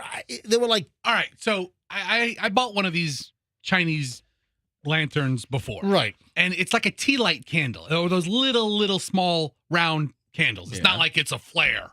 And the actual lantern is made not like. No, it's not. It's not the thing that the Road Ranger uses. Not like a blowtorch? The actual lantern is like made of crepe paper. It's a very like a rice paper type. Very consistency. light, but it looks like it'll go up like kindling. It probably goes out so quick that it just goes out. So I just didn't know. I mean, here you got dozens of these things being launched. What if they come down on someone's house? Can they light someone's house on fire? It wouldn't be lit when it comes down. Squad 51, engine 51. They only come down when they're not lit. Yeah, not to be too Mr. Science-y. KMG 365. The fire keeps them up. The hot air keeps them up. Yes. Exactly. And when the candle extinguishes, thus eliminating a fire hazard, it comes down with cool air. I just didn't know if, like, having dozens of these things launched, if it's potentially going to light someone's house ablaze. Or fall on your car as you're driving and blind you and you drive off the skyway. I mean, the worst that can happen is you get a bad wax stain from a melted candle. Is I don't know. Is that the worst that can happen? The wax would probably even be solid by the time it gets back down. I don't think it's going to burn anybody's house down. Although, interesting. How ironic would it have been if it was yours? Local radio personalities. Oh yeah, suffers a massive fire. Yeah, that's really funny. Yeah, you're due to Chinese lanterns. Yeah, you're a funny guy over there. I'm just pointing out things. I just thought it was I feel so bad for the guy and his family and his friends, but is that appropriate just to park in front of someone's house and have a dozen people launching these? Well, if it makes them feel better about it. But I would like for it to be known now that if I were to, kick the bucket, I would like for all of you to gather in front of MJ's house and start throwing things on fire in the sky. I'm gonna make you into a lettuce mix and feed you to a manatee. So you go with your home people, your real people. That'd be great. No, I was concerned having this open flame by the dozen flying over our houses. They do that in the movie Tangled, which is like Rapunzel, but it's Tangled now. They release the lanterns because Rapunzel's, they can't find the baby. Yes, that's right. Every year they release the lanterns. Yes. Is that what they do? Big fan of Rapunzel, huh, Fess? Oh, my gosh. Yeah, sounds like it. I've seen it several times. All right, the holidays are coming up, obviously. This sounds gross. Hellman's Mayonnaise wants you to use their mayo in eggnog. I saw that. Did I send you that? I think I did. I saw it on TV last night. You might have sent it to me as well, but I saw like a news story on this thing that Hellman's and Best Foods, east of the Mississippi, it's bring out the Hellman's and bring out the best, and then west of the Mississippi, it's Best Foods. Yes. Bring out the best foods and bring out the best. The original Smokey and the Bandit script had them bringing back best mayonnaise. Yeah, because you can't get that east of the Mississippi. Don't get good. Come on, Bandit. Eastbound and down, 18 wheels and trucking, rolling, whatever the lyric is. Do you understand what an amazing food mayonnaise is? Yeah, I'm with Fester on this. I think it makes everything better. Hold on. Everything. Makes jelly beans better. That's my girl. Oh, no. Andrew, quick on the trigger. Here we go. Eastbound and down, loaded up and trucking. We gonna do what they say can't be done. We got a long way to go, and a short time to get there. I'm eastbound, just watch no bandit run. Yeah, Convoy's coming up next. So all mayonnaise is eggs and oil, right? That's all. But if you make your at-home mayonnaise, don't you mix like oil or avocado oil or olive oil? It's egg yolks, right? Egg yolks and oil. Or whole eggs. I'm sorry, I don't make mayonnaise at home. One time I did. It would be the best. I'm not a big mayonnaise consumer, okay? You know what? One thing I'm going to thank the Lord for this holiday season is that MJ doesn't manufacture his own mayonnaise, because I'd have to hear about that too. Oh, I've tried my mayonnaise. I It's make the amazing. best ice cream. I make the best tomato sauce. Oh, my mayonnaise. I give them out in tubs to my friends. Listen, why don't you come over to my house for some cold cut sandwiches and use my mayonnaise? Guys, listen to this. Move it along. So this just grossed me out. When I heard that Hellman's is suggesting people put their mayonnaise in their eggnog, I'm like, oh my God. That's like, all right. Speaking of food, I want to play a commercial that I saw last night. This is the first time that I've seen this element. Now, I've seen this commercial or commercials for this company, but there is an element to the commercial that is new. All right? Listen to this commercial. It's only a 15-second spot. Listen, why am I playing this? What am I trying to point out and showcase here? Savor sweet moments with Pearl Milling Company. Mornings filled with fluffy pancakes drizzled in syrupy goodness. You got it? And breakfast infused with togetherness. Pearl Milling Company. Same great taste as Aunt Jemima. Anybody? Yeah, that's Anybody? the company that changed the name. What is it about the commercial? I think that's the first time I've heard Pearl Milling Company in an ad. No, those commercials are running all over the place. So, Roxanne, what is your observation on the commercial I just played for the Pearl Milling Company? What was Pearl Milling Company known? I know. What were they known prior as for like a century? Aunt Jemima. Yes. Yeah. Right. So they're still saying the Aunt Jemima in the spot? No. What? They just started running that. They had not said Aunt Jemima. They with all the PC stuff, all the politically correct stuff, all the woke stuff, they ran away from the Aunt Jemima name. And it killed sales? Well, that's what I'm thinking. Because now they're mentioning, oh, by the way, Pearl Milling Company is now the new name. It's the same great taste as Aunt Jemima. Okay. I'm guessing that their sales plummeted. I'm guessing that when Aunt Jemima went away, so did a bunch of the customers. And now in the commercial, this is the first time I've seen this. I've seen the Pearl Milling commercials all over the place after the name change. But this is the first time that I hear them bringing Aunt Jemima back saying, oh, yeah, oh, by the way, please buy our stuff. We used to be called Aunt Jemima until we changed our name. And this is important.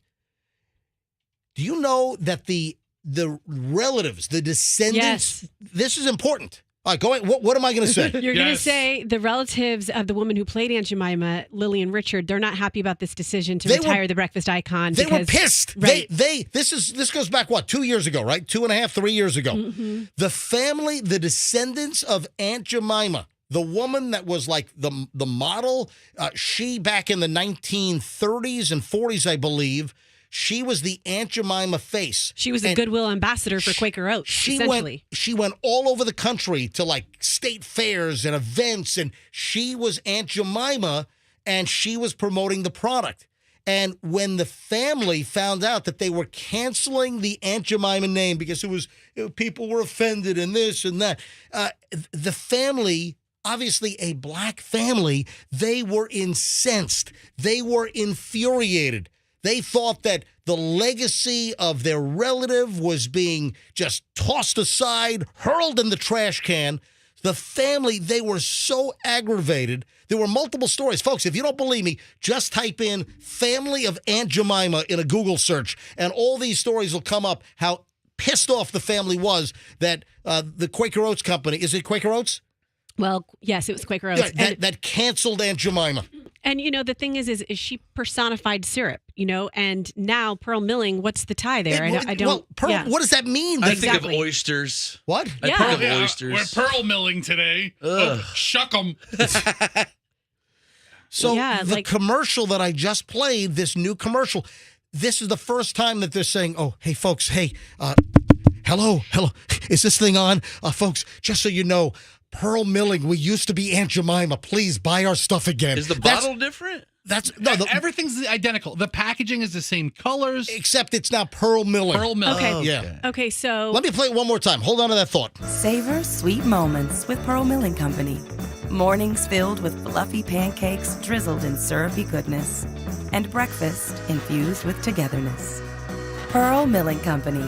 Same great taste as Aunt Jemima. Look at that. Isn't milling a word? Doesn't that mean like mining? No. Milling and mining. No. I thought the same thing, too. No, guys, milling. Like a mill. A mill. It's like a grist mill. It's like you mill wheat. You mill grains. That's not mining. So I was right. Mining's like coal and gold and phosphates and it's just stuff. a bad name. Pearl Milling. It's an awful name. It's an awful, terrible name. You have an instantly identifiable name like Aunt Jemima, and you change it to the worst possible generic crap name possible. Pearl Milling Company. I don't know if this is the answer to Well, hold on. Was the focus group that said, oh, yeah, we like Pearl Milling Company, were they stoned? I'm sorry. Go ahead, Yeah, Rox. okay, exactly. So basically, Quaker Oats made everybody mad who really loved Aunt Jemima and her family and her relatives and just the brand that you've gotten used to forever. And so they made those people mad. And now, presumably the sales are down when they went this Pearl Milling. And now... I don't even think Pearl is a person. Pearl was the original name of their facility. Pearl. What? Their facility. Their facility was named Pearl Milling. Oh, is that what it was? They named it after. There's no Pearl. It's a place. They didn't go from an African American woman to an old the lady. whitest name ever. Let's name it after a white stone. They didn't do that. So they made everybody mad who wanted it to stay the same, and now they're keeping that same silly name, and now they're like throwing her name back in. But now they're going to make the woke people that they made happy mad. So I feel like this commercial is just going to irritate all sides. They think they're going to please everybody by encompassing all the names. They're going to make everybody mad. They should just say, "This is good syrup. Do you like pancakes?" Right. Here. Moving along. Let me grab a call here. Crystal's in Tampa. Hey, Crystal, you're on the MJ Morning Show. Hi. Hi, good morning, MJ. I've got a car full of people, Harrison, Sloan, and Aubrey, and we just wanted to say we had a great movie experience with Two College Brothers. Well, that is awesome. So you guys had a great moving experience with Two College Brothers. Yeah, I just had to call and recommend them. You were totally right. They dropped off boxes. The guy that I met, lots of boxes. Lots of boxes. The kids are chiming in. I know. What can I say? They've been begging me to call you for months now, so finally I had to. Okay, so guys. All right, you got to tell them to shut up in the background a little bit. One person at a time, please. Esther. Crystal, I mean, come on. Listen, don't tell the kids to shut you up. You got to shut up, and we can only talk to one person. Otherwise, it just sounds like a calamity. Turn this car around. Don't make me come back there.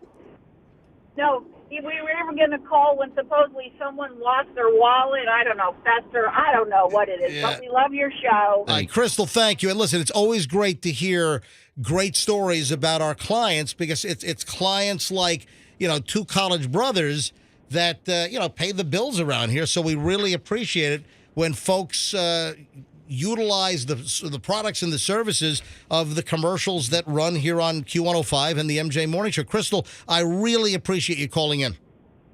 All right. Well, thank you, guys. We love your show, and we hope you're on forever. Well, I don't know. My contract's up in a couple of weeks, and I got nothing going on. There's no new contract, so he's just going to leave you high and dry, man. I got to be honest. At this point, I don't know what my status is beyond the 16th of December here at Q105 and the MJ Morning Show. I don't know. We got to organize a protest. No, there's no protest. Yeah, we don't need that. It's just I just don't know. I don't have a new contract. That's all I can say at this point. So I don't know if I'm going to be back after Christmas break. So 23 might be a very sad year for you and your carload full of kids. You just said 23. Well, we love all of you guys. All right, thank you, Okay. Crystal, and thanks, kids. Goodbye. Wait a second. Bye. Jeez. Oh, wow. Yeah, cheerleading Crystal, squad? That's fantastic. Crystal Drive safe. said she wants you to be on. Do you see what just happened? Crystal said she wants you to be on forever. I want to be on forever. Okay, and in my head, I'm like, yeah, Crystal, he's not going to live forever, but okay, that's nice. And then all of a sudden, you said 23, and it hit me. 23andMe. Submit your DNA. They will clone you. You can be on the radio forever. Are you on drugs? She might be on drugs. How do you? You know what? I got to say, Roxanne confused the hell out of me when she was explaining Aunt Jemima, but I thought she couldn't top that, but she just did. How her mind works, the threads you put together Amazing. are amazing. Hey, We love you. guys. We love you. I smashed my phone yesterday. No, you didn't. You break it? Oh yeah. Oh, How? did I? Like black ink came out from under my screen. I didn't even know there was black squid ink under my phone. I've never seen that before. The same phone we used to video the Antonio Brown house? Yes. I'm holding my phone right now, and if you look at my screen, does it look like my screen is smashed with black, like liquid underneath? Does it look like it? No. No. Does my screen look brand new? Yes. Yes. Yeah. Did you get a Yes. You were at like the You Break It, We Fix It store or something? I went to a You Are a Moron, I Will Fix It. That's the store I went to. Please, you're a moron. Have a seat in the MJ section. You're correct. I had an emergency visit yesterday, and I didn't have a lot of time in between the MJ morning show and then my afternoon show. I don't have a lot of time because I got to prep. I've got to catch a little bit of a nap, and I am so thankful that seriously, you said. What is it? You break it, I fix it. I think it's like a storefront, right? Yeah, it is. It's like is it a green sign? No, it's like red and black or something. Okay, all right. So here's what happened. I'm in my kitchen. I come home from the MJ morning show yesterday. I come home and I'm in the kitchen and I'm just getting ready just to, I think I was going to hard boil some eggs or whatever. And I've got my phone in my hand and my phone slips. So I tried to do the mid-air phone snatch, but the result was I slapped the phone to the ground like I was Will Smith bitch-slapping Chris Rock. Oh. And the phone picked up 26 times the velocity of the normal fall as I tried to grab it. And it was like I slam dunked the phone on our stone floor in the kitchen. And I pick it up, and I'm like, oh, no. And the screen is just a disaster. Aww. The screen, it's all smashed. There was black stuff leaking out underneath. The screen wouldn't work. It was all jumping and flickering. And what's the black stuff, I don't know what it was. There's got to be some soy sauce in your phone? Yeah, What the hell? I have soy sauce. That's enough sushi. It probably has a half a cup in there anyway. You know what? I've got some Kiko Man soy sauce underneath my screen. So I'm like, oh, crap. And then my phone won't work. And when you touch the screen, it's jumping all around. Oh, what do I do? I'm like, you know what? I think I've got the protection plan. So I immediately call Verizon. And Verizon says, oh, yeah, you got the Mac Daddy, the replace, and they're like, you can get the screen replaced in 2 hours. And because I have the Assurian protection, I think they're the largest of that, the type of product insurance.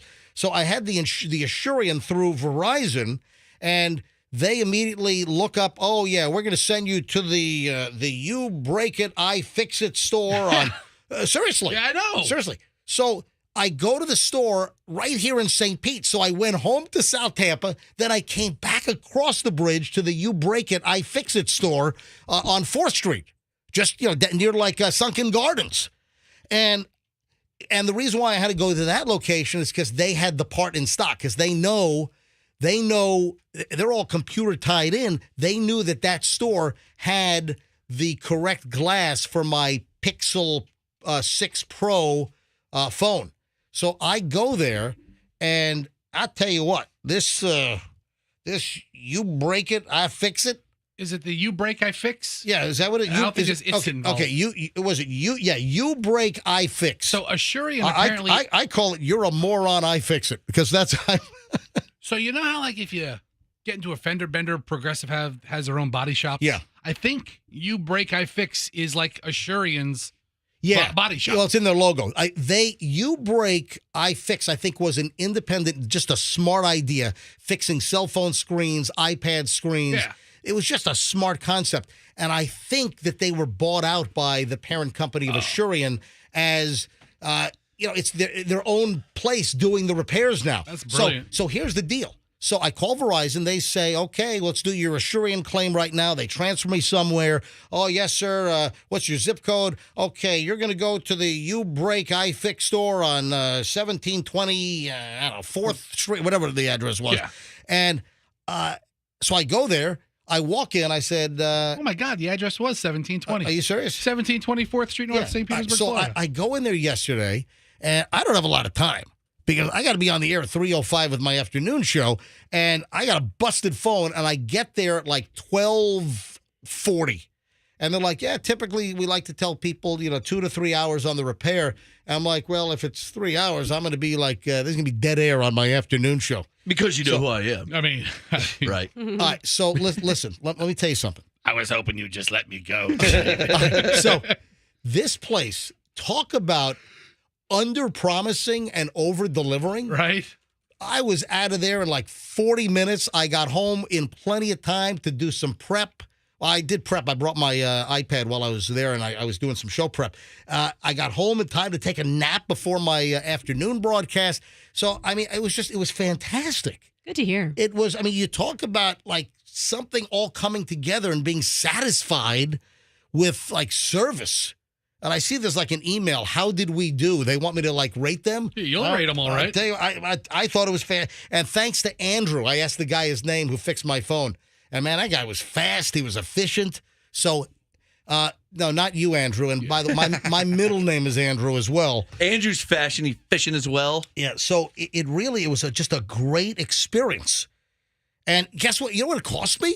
A copay? What, $20? $29.99. Okay, yeah. It was $20, and of course, I think I must be paying like a. You're paying like $15 a month forever. I'm paying them like a monthly fee on the phone, but it was fixed quickly. I was back in business, and I already the time my phone was down, I had like 300 texts that had come in. So, you want to hear something funny? While I'm sitting there waiting, people are so kind of. While I'm waiting in their lobby area, right there where the front counter is, what is it? The actual? It's called You Break, I Fix. You Break, I Fix. So I'm sitting in the lobby, and they have a TV. They're playing old classic streaming episodes of Adam 20. Uncle Fester, come on down! All right! Roxanne Wilder, come on down! Oh, I was very excited. Froggy, come on down! And MJ, come on down! You are the first 4 contestants on The Prize is Right. Old Bob Barker episodes? They were streaming 40-year-old Bob Barker episodes. It was great. What they have? Free TV or Free V? What is it? I think it was Freevee. Those are on there. They're exactly. They're streaming just old, like literally from the early 80s Bob Barker Price is Right episodes. So it was great. The prices are so fun to watch like back then. You know what? Some of the cars were cheap, but like the appliances and the dishwashers were expensive as crap. You get a new computer. No, there was $50,000 computer. A KitchenAid dishwasher from 1981 was like $795. I'm like, what? I think that's what you pay for these days, or not that far off. Not too far off. All right. So, what were the cars? Like $5,000 for a Subaru? You know what? There was a Ford Mustang that was, I think, $8,250. Nice. $8,250 for like a 1981 Ford Mustang. So. But that was my story.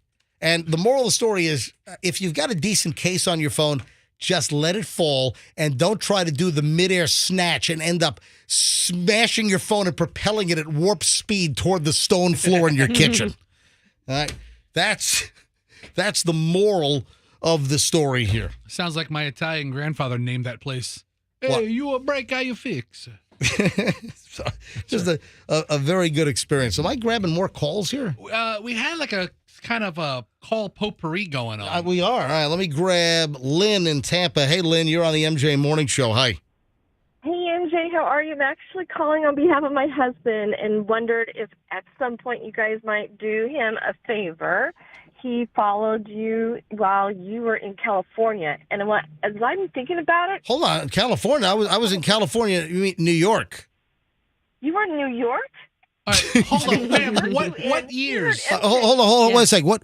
What year are you talking about? Oh, you were in California. Were you ever in California? I was, but in 1989, 90, and 91.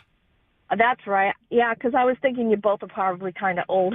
You probably were out there at the same time. All right, so wait a second. I you might have be confused with some, but all right. So tell me what is the story?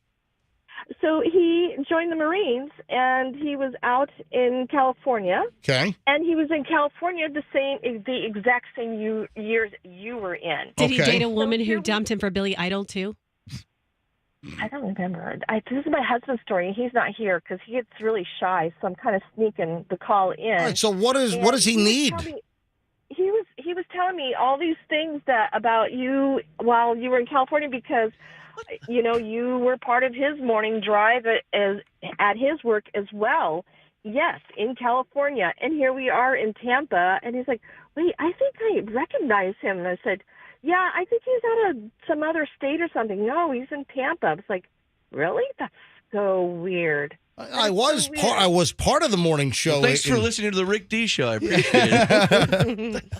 Yeah, so I'm sure you guys can reminisce about the good old days in California, about the things that were just normal there and kind of fun. And I had my first earthquake experience in my studio in California. All right, Lynn, hey, thanks. Tell your husband I said thank you, and we appreciate his service in the United States Marine Corps. Where did this happen? Where is this at again? Oh, it would have been Los Angeles, California. California. Okay, California. All right, thank you, Lynn. Yeah, thank you. All right, bye-bye. All right, bye-bye, Lynn. Weirdest call of the day. Folks, call us with anything. So, Open Line America, 800-990-1047. 800-990-1047. If you're east of the Rockies, 800-990-1047. West of the Rockies, 800-990-1047. And our first-time caller line is 800-990-1047. If you're missing an eyeball, 800-990-1047. Yes. I still think east of the Rockies, west of the Rockies is the greatest way to divide your callers. MG, when you were in California, you were on a morning show, but you weren't a morning. I wasn't you weren't the morning show. Yeah, I think there might be some type of confusion with that. Listen, I could be some type of confusion. That's all I'm saying. Maybe she thinks you're Ryan Seacrest. Maybe so. Hey, the Kirstie Alley story. Just moving along. Yes. There has been some discussion bubbling up, and we don't know if this is the case, but some are wondering if Kirstie Alley's adherence to Scientology might have delayed her in getting medical treatment for her cancer. Until the symptoms were so bad? I don't know. I don't know. Oh, my gosh, I didn't even think about it. They don't, what, Scientologists don't believe in doctors? I don't know that to be true or untrue. It's more, it has to do with the psychiatry. They don't believe in, I don't know enough to say this with 100% accuracy, but my understanding is they don't believe in psychiatry, certain forms of it. What do they think? You're just going to sit on an e-meter? It'll go away? It was the whole thing of Tom Cruise, giving Brooke Shields a hard time way back when for dealing with postpartum. She had postpartum depression, and Brooke Shields was in bad shape. I felt so bad for Brooke Shields. But with Kirstie Alley, and I don't know all the terminology, but she reached level 207 of the Grand Thetan space alien butt implant, apparently. She was the highest level of the Scientology spaceship stuff. I don't know. I think she reached the highest Martian level. Is this factual or is this? No. I'm serious. Listen, okay. I don't have the nomenclature down, Gotcha. But I'm pretty sure that I read that Kirstie Alley had reached the highest level of. Listen, folks, I'm not pulling any punch in here. The whole Scientology thing is just, It's not for you. No, it's not. Tried to recruit me years ago, but that didn't work very well. Well, they got to know you. We don't want this guy Did around. Tom try to recruit you? Tom Cruise? Tom Cruise personally showed up at the parking lot on Gandy. You would have joined if he did. No, I would not have. Told you, he is charismatic. You probably would have guessed. I was at a gas station. It's happened numerous times. Directed at me, and then also just pumping gas near Fort Harrison. At the convenience store. You know what I'm talking about? Yes. We got to meet our little person quota. Well, there's one. Will you shut up, Froggy? Tom Cruise walks up to MJ. Hey, we're the same height. Yeah, Tom Cruise is about my height. Yeah, right. Have you heard about Dianetics? But no, is this a thing? Did Kirstie Alley put off treatment? Now, ultimately, she got treatment at Moffitt, and the family said that it was fantastic. And listen, I have a relative who's been treated at Moffitt, and they thought Moffitt has done a wonderful job. A great facility. But, I don't know if we'll ever know the truth or what the timeline was. When did they find out that she had colon cancer? Did Scientology have anything to do with her not seeking immediate treatment? I don't know. I think that's a big leap to I'm just make. saying. That's just my opinion. Roxanne, it's being floated around. I know it is. And I think that's a big leap because I know people that have been diagnosed late stages that had nothing to do with that. And it wasn't I missed an appointment or this or that. Maybe they got bad medical advice. Maybe they just you just don't know. Sometimes people get diagnosed stage 4 and just because. Yeah. It's terrible. Let me go back to phones here on the MJ Morning Show. Let's grab Eric is in Tampa. Eric, you're on the MJ Morning Show. It's Open Line America. Hello. Good morning, MJ. How you doing? Doing well. Go ahead, Eric. I just wanted to let you know that you and the rest of the show, not Roxanne because she wasn't around there, but you and Froggy and Fester made my day today because today is my wedding anniversary, and my wife and some of her friends went back and had our wedding video digitized, and my wife will not let me live it down. I was 20 minutes late to my own wedding because that morning I was listening to you guys, waiting for you to announce what number caller to be and when to call in because you guys were giving away Elton John tickets, and I was trying to win, and I ended up being 22 minutes late to my own wedding reception. Wow. Elton John tickets. Hold on. Your wedding reception was at between 6 and 10 a.m.? 10 in the morning. Huh? It was scheduled for 9 o'clock. She wanted a morning time wedding. Wait a second. You had a weekday wedding at 9 a.m.? That's awesome. Well, my parents were traditional, so we got married on a Wednesday. Well, at 9 a.m. That's great. So that we could get started early. I was 22 minutes late because I was sitting around waiting to try to be the right caller to win Elton John tickets on 93.3 FM. What year was this? 1994. Oh, that's the beginning of MJ and BJ. Wow. That was a long time ago. That's incredible. December 7th, 1994.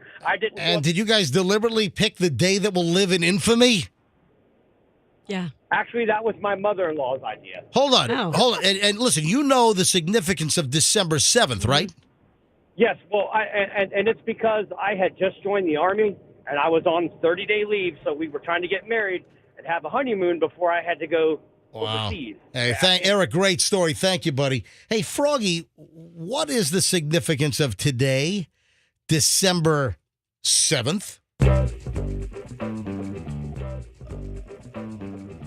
National Bagel Day. I'm going to give you a hint. I'm going to give you a hint. No, we talked about... Hold on. Here is your hint. Savor sweet moments with Pearl Milling Company. National Waffle Day. What? National Pancake Day. No. National Syrup Day. No. National Bottle Day. No. December 7th. National Pearl Day. Dude. Close, not bad. Dude. Savor sweet moments with Pearl Milling Company. Milling Day.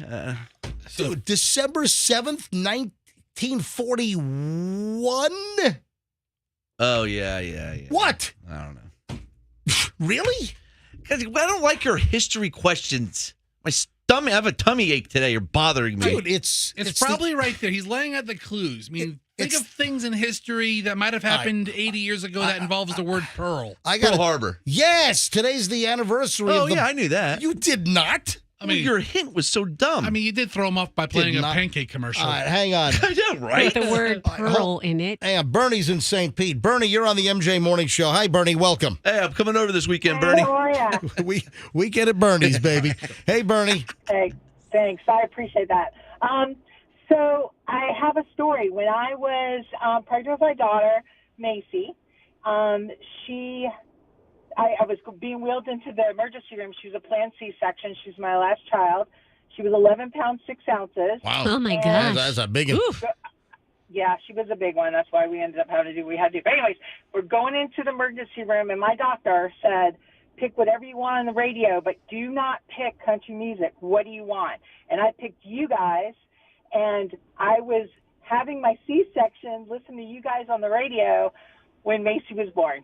Oh, that's fantastic. What is this, Kiss Our Ass Day? I love it. What's going on here? It's Open Line America. Yeah, once in a while, this is good. Bernie, how old is your daughter now? Well, she's 24. Oh, well, wow. She's 24 this coming year. The other thing is It would have been mid-90s. I'm sorry, go ahead. I said, me and Fester both worked together at Sam's Club. I was thinking, is this my Bernie? This is my Sam's Club Bernie. I know Bernie. And, of course, Bernie was, Fester was fired. From Sam's Club. First of all, Fester used the forklift inappropriately and knocked the sprinkler system in the ceiling and flooded half of Sam's Club. Yeah. And then they moved you to the tire department. Right. And you did not put the lug nuts on the lady's tire properly, and she's on Gulf to Bay or something. Or where were you? Was it on? It was the No, park. She was in the middle of Park Boulevard. Yeah. It was the park. I remember the day it happened. Hold on. So Lori Bernie even was the manager, and we were sitting on the front. I was walking across. He was walking across the front end. I was the front end supervisor, and he was walking towards me, and he looked at. Lori goes, "Oh my God, this lady's chasing her wheel up Park Boulevard in rush hour traffic." Festa was moved to the tire department and did not install the tire properly, didn't tighten the lug nuts. The lady pulls out after she thinks she's got new tires, and her tire flies off on Park Boulevard. It flew down the road. She put the car in park and chased the tire because it was new. It rolled 7 blocks. He was walking across the front end, and Lori had said that to him. I remember his face like it was yesterday. And Festa was fired after that. Folks, if you heard this story on the air multiple times, now this is confirmation from Bernie that it really happened. This is great. Hey, Bernie, thanks for calling. Bernie, thanks for. I'm running late, Bernie, but thanks for calling in. Thanks, Bern. Call back anytime. Send me a text message. Call us Bern. anytime. We'll go to Sam's. 813-310-8444. So listen, Festa's number is what? 813-310-8444, here's Bernie. the kick in the head about that whole story. Yeah. The next job I get This is one. working at the radio station. Oh, that's right. Look how that's worked out. Perfect buffoon. Hey, Roberta, I see you want to talk about Kirstie Alley. I want to carry you over to the next segment. We can call you back, okay? Okay, perfect. All right, Roberta, hold on a sec. Andrew's going to get your information. She wants to weigh in on Kirstie Alley. All right, we got a lot to do coming up next. Another long chunk of the MJ Morning Show. Did you hear what one of the stars of The Office said? Yes, I did. All right, this is ridiculous. We are at a place that is ridiculous. One of the stars of The Office said something shocking. Hold on. We'll tell you next on the MJ Morning Show.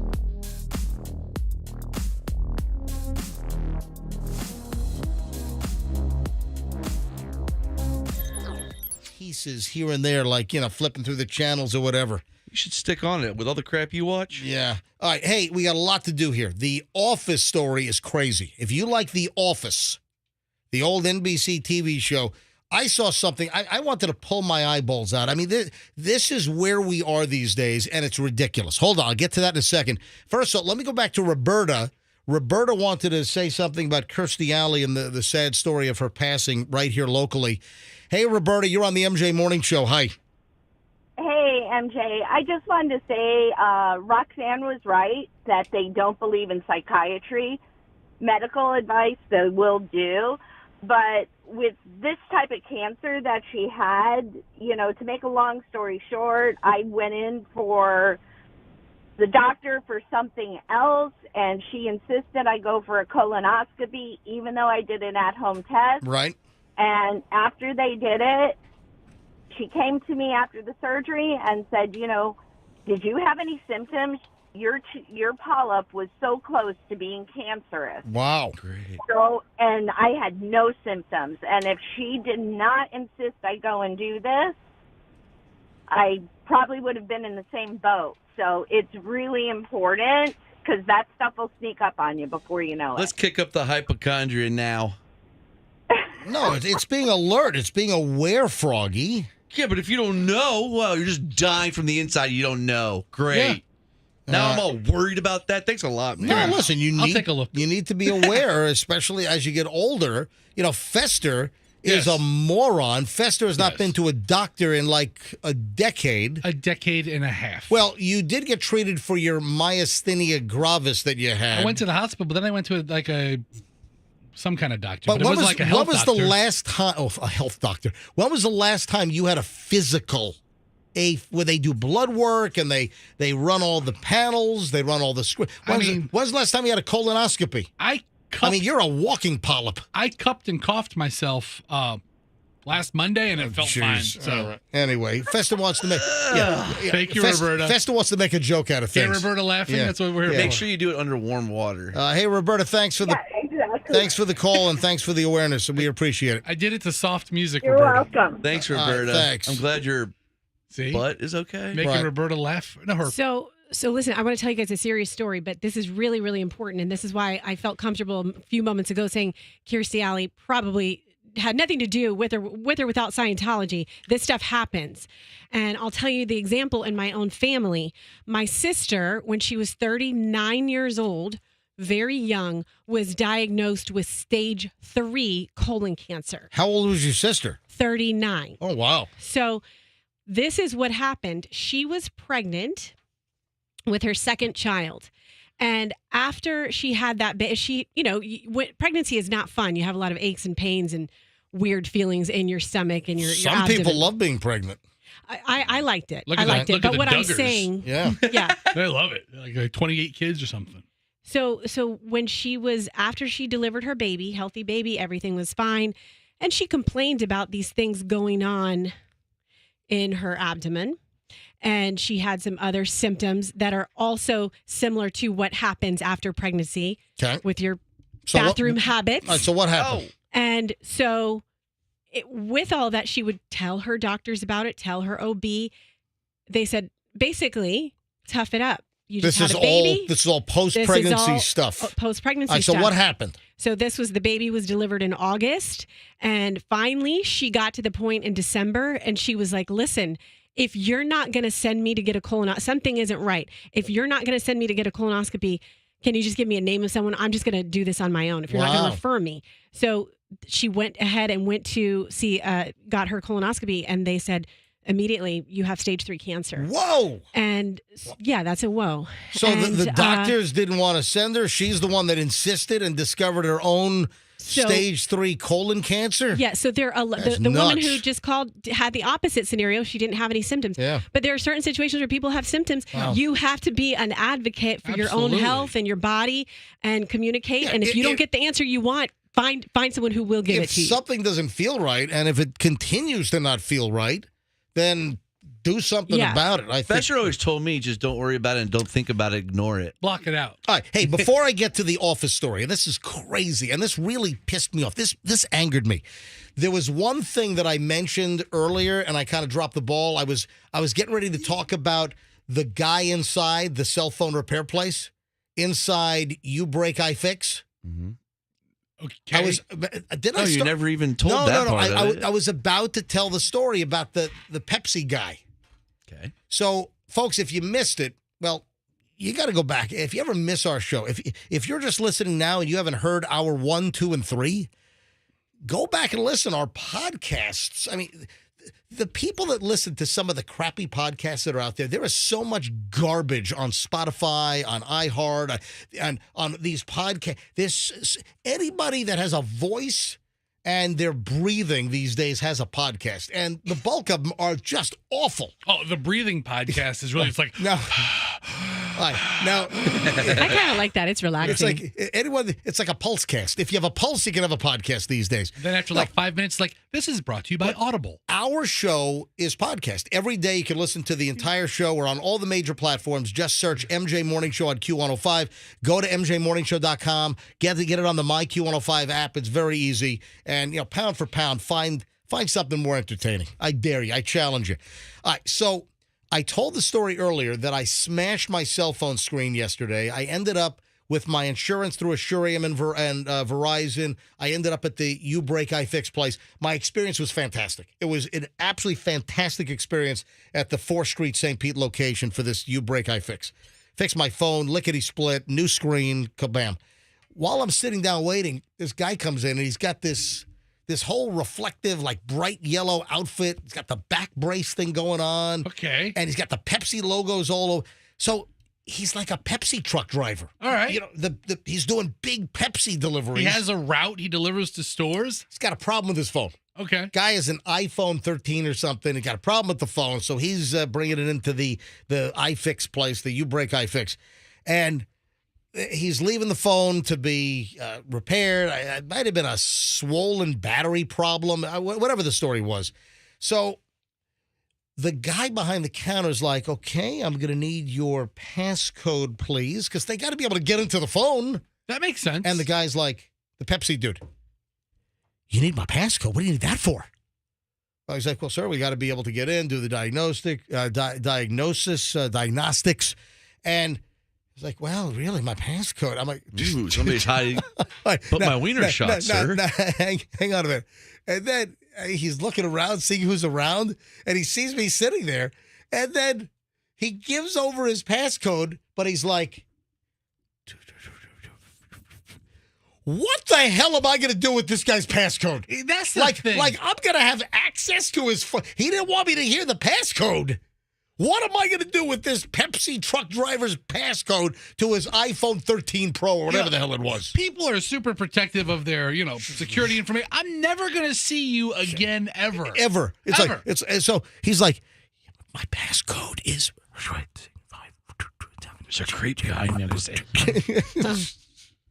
mean, you do have a suspicious look to you. No, I don't. Sir, I'm never, ever, ever going to see you again. I'm not going to have access to your phone to use your passcode. I'll never recognize you out just in random passing ever. Maybe I'll see him stocking up a Publix or a Winn-Dixie or something. And you're going to stop. Hey, you're that guy, 2468. Are you 2468? 2468. Dude, we appreciate. Yeah. All right. So if you missed it earlier, I'm getting into the office thing now, but if you missed it earlier, I posted on my Instagram late last night, Ring doorbell camera video of a friend of mine getting robbed. A package thief, a porch pirate, ripped off a UPS delivery of a package from Sephora, the cosmetics company, for a significant other. $200 worth of Sephora inside this package, left at the door and ripped off right off of Morrison in South Tampa. Whole thing was caught on the doorbell Ring cam. I've got the video on my Instagram. Julian, my son, took some freeze frames of the red-headed woman that looks like Carrot Top. You got to go to my Instagram and take a look at this porch pirate, and they've got to be stopped. So my friend is filing the report with TPD and all that stuff, but trust me, they're doing this all around town. Somebody identified the porch pirate. The image is on my Instagram, Certified MJ Radio. So go to my Instagram, Certified MJ Radio, and take a look at the video, and then the post before the video is 5 still shots. You can even see the silverish, we think it's a Honda Civic, an old Civic getaway car. All right, so here's the amazing part about the listeners who are making comments. Right. And then also, we also have it posted on my website as well. So it's on my Instagram, Certified MJ Radio. Give me a follow because you never know what's going to pop up on my Instagram. But also it's posted at mjmorningshow.com. You can find the story there, mjmorningshow.com.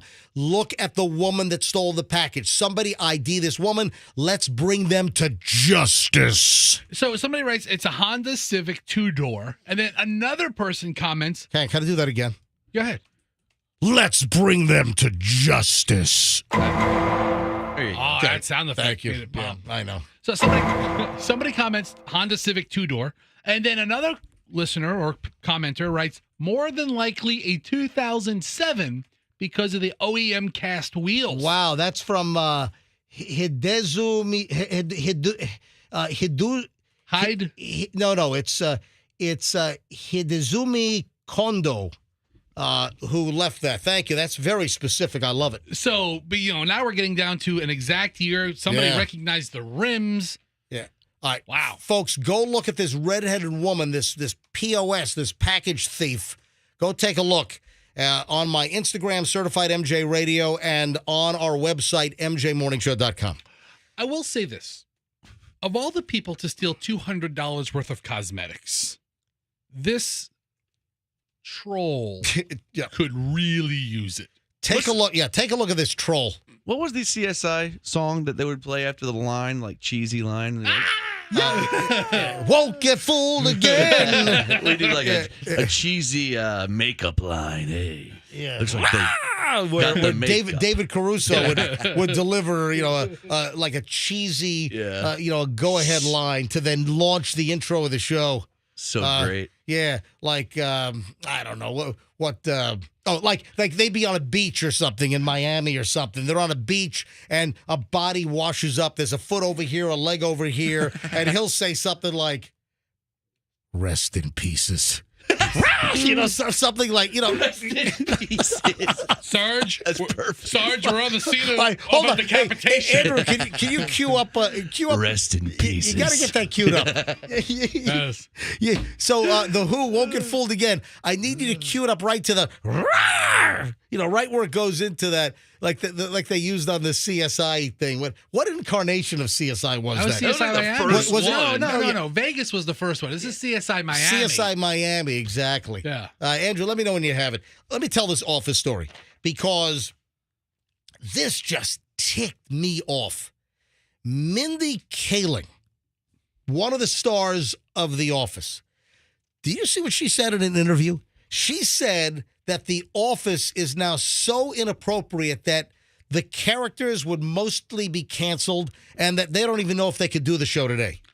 Have we come real? What is going on with comedy? Was it Steve Harvey that said something to the effect lately that political correctness is killing comedy?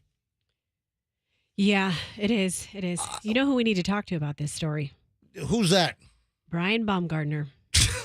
Oh, wait, that's right. We blew him off when he wanted to tell us he was in town doing something. Okay, he was 5 towns away doing something. Who is that? Roxanne has. He's Kevin from The Office, the bald fat guy. Oh, Doug always brags about knowing that guy. Yeah, and then he was doing something in Venice, and Roxanne's like, "We should have him on the show to promote his appearance in Venice." Fester, Roxanne doesn't sound like that. I don't sound like that. Okay, I sound like this. She just Exactly. She She doesn't sound like that. What are you doing? Yes. Yeah. Now we blew off her friend. Oh. Mindy Kaling was on Good Morning America last week and said that I think that she would have quit Dunder Mifflin to be an influencer and then she would have been canceled immediately. What would her character be up to now is what she said. And then she said she'd probably be canceled by this point. Listen to this. She says, actually, most of the characters in that show probably would be canceled. When asked when she was planning to share the show with her young children, she said it may never happen. I kind of think maybe never. The show is so inappropriate. I mean, we always talk about the writers. I'm in touch with some of the writers even today, and we talk about how much of the show we probably couldn't make now. Yeah. What? Have you seen The Office anytime recently? Yes, my kids, whenever they're home, they play it incessantly. By the way, There's some inappropriate stuff on there. Let me tell you right now, the 14, 15, 16, 21, 22-year-old, they're into The Office. A ton of teenagers are watching The Office. And, dude, there is nothing that ran on NBC television in prime time. There is nothing on that show that is so inappropriate. It's comedy. That's the point, that we've become so woke and we've become so politically incorrect. It is ruining comedy. And for Mindy Kaling to say, I don't know if that show could have been made today. Really? Give me a break. It's a damn funny show, though. I mean, it is hysterical. I think everyone needs Friends wouldn't be made today. They Come said on. that. No, listen, everyone needs just to lighten up. Comedy, folks. That's why Dave Chappelle doesn't give a crap. Nope.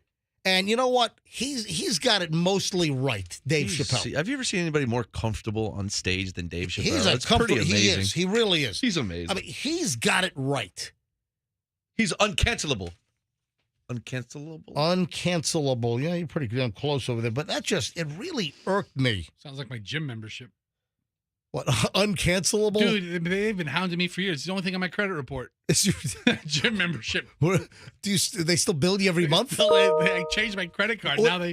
Roxanne just had an idea. Hold on. Yes, that was the Roxanne idea noise. What? What's your idea? Huh? That was my computer. Oh, your head just went off. I've never heard the Roxanne idea noise. Is that new? Yeah. No, that was just a joke. No. But that would be funny. Andrew's computer just made a noise. Andrew has it queued up. All right, see, that's offensive, Froggy. No, I think if Roxanne's so lovely that if she had a thought, it would be a lovely sound. All Like right, that. so it's the opening of. What was the setup? What did you say about CSI with the music they play? What there's always a cheesy line Right. like. Well, I'll give my example again. Yeah. So David Caruso's on the beach, and all these body parts wash up in South Beach. You got a head over here, you got a foot over here, you got an arm. Oh, look, there's the torso, and he says, "Poor guy, rest in pieces." No, you didn't. No, I think that's the wrong one. No. It's the long scream. Yeah. Not queued up right, Andrew. You let us down. It's all right, Andrew. Yeah. Yeah. Froggy, do you need to go in there and cue it up to the right spot? Let me help you. Yeah, go find the right. I'm gonna have to redo the whole thing. It's ruined. I mean, you delivered the rest in pieces line so well. Andrew ruins everything. Wasn't that a TV show? I think it was Kevin ruins everything. I think it's Andrew saves the day. Yeah, I love having Andrew around. I'm joking. Andrew saves the day for me. I can't even tell you how many times. Everyone lighten up. Everyone's so sensitive. It's a joke. Sensitive. It's like this whole Office thing, man, which is just ticking me off beyond belief.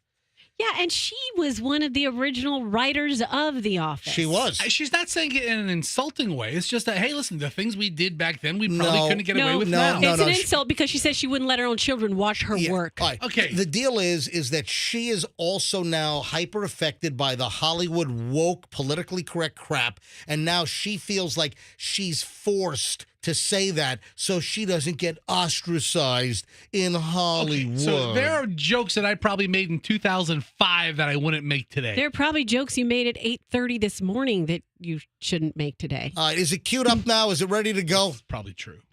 Froggy, is it queued up? Yes. All right. So, here's the deal. So it's the opening of CSI Miami, right? And David Caruso, the red-haired guy, yes, he's on the beach, and all these body parts washed up in South Beach, right? You got a foot over here, you got a leg, there's a femur, there's a torso, there's a head over here. Look, there's an ear, an eyeball, and then David Caruso, wearing his aviator sunglasses, looks right at the camera and says something like, "Poor guy. Looks like he's going to rest in pieces."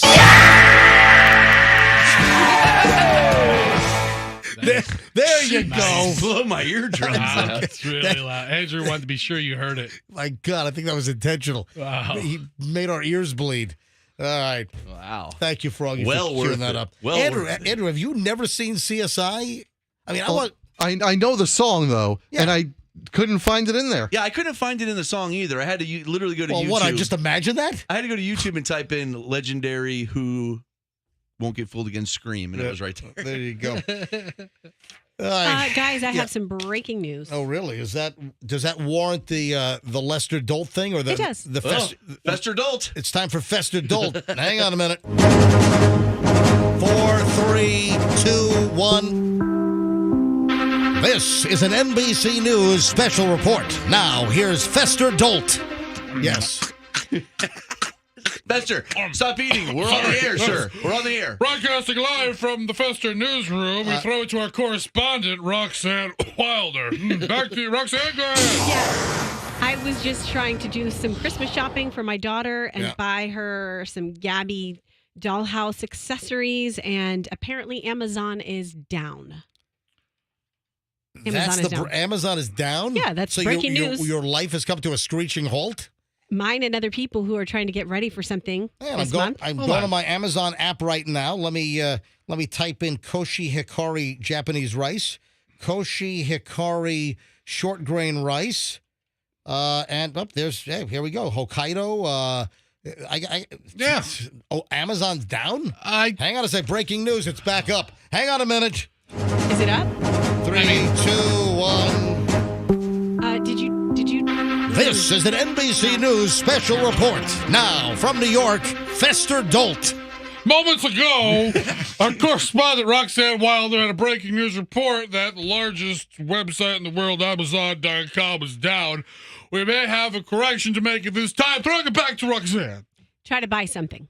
All right, so try to buy something. Okay, so we'll go to. We share a computer. You MJ. can look at stuff on Amazon, but you can't buy anything. All right, I'm going to try to buy this 15-pound bag of Koshi Hikari sticky rice, short grain rice. Andrew, get the CSI song ready. I have a line for this. Buy now, loading your order summary, and it's loading. It's loading. Okay. It's loading. Uh-oh. Should I do my line? Sorry, we're experiencing unusually heavy traffic. Please try again in a few seconds. And keep trying. It keeps happening. I've been trying for... Try again. For how long have you been trying, Rox? All morning. I've been shopping all morning. And you're just telling us this now? That No, Amazon... I'm joking. I just tried it a second ago. All right. I have something to say about this. Yes. Oh, man. All right. It's not... Another correspondent in the field. It's not working. I can't check out with my short grain Koshi Hikari Japanese sticky rice. Again, we're Brought to David Caruso. We're broadcasting live from the Fester newsroom. We have our correspondent, David Caruso, live at the scene. From ABC News. We just got word that Amazon is down. Must be Amazon off. Amazon is now Amazon. Yeah. Amazon off. Little play on words there for Mr. Caruso. Yeah, thank you. That deserves a David Caruso little quack quack. Quack quack. Yes. Hey, you're ripping me off, Caruso. Yeah, look, Amazon is not working on my app at least. Uh-oh, that's not good for the holidays. Yeah. No, Jeff Bezos, man. Does he start spitting things out of his mouth? Is he angry when his Amazon thing is down? I would imagine he's not pleased. All right, when we get back, we got a new Guns N' Roses thing. Remember the story we had that Axl Rose stopped the show because the spotlight guy was shining the spotlight in his eyes? Yeah. Somebody want to tell him that's how spotlights work when you're on stage? All right, that's number one. We had that story earlier in the week. What are you laughing at? The spotlight's on nobody but me, dude. What are you doing? It's so stupid. That's how they work. Axl Rose shut down a Guns N' Roses concert in Melbourne, Australia, because the spotlight guy was shining the light in his eyes. All right. Well, there's another Guns N' Roses. Guns N' Roses is getting sued. And then I'm thinking there's another story from that same concert where there might be another lawsuit. So Guns N' Roses is probably going to get sued on something. And then there's a story where Guns N' Roses is suing. So it's going both ways, baby. Hold on. We'll get to that coming up. And we just got to... Hey, is there any explanation on why Simon Cowell looks like a freak? Dude. Yeah. What did he do? I don't know. I have no idea. But the Simon Cowell, the current pictures of Simon Cowell, it is crazy. All right. Hold on. We got a lot to talk about. We're back in a minute. Did someone just hit their face in the microphone? Froggy's nose just smashed the microphone. What did you do? It's a travesty having a big nose. Oh, my God. Sorry. I heard a thud. Damn it, that hurt. Yeah. Am I bleeding? Is there blood? No, you got the... I think it's broken. Your nose is off to the side. No, that's normal. That's his normal nose thing. All right, quick break. We're back in a second. Final chunk of the MJ Morning Show is next here on Q105. Stand by.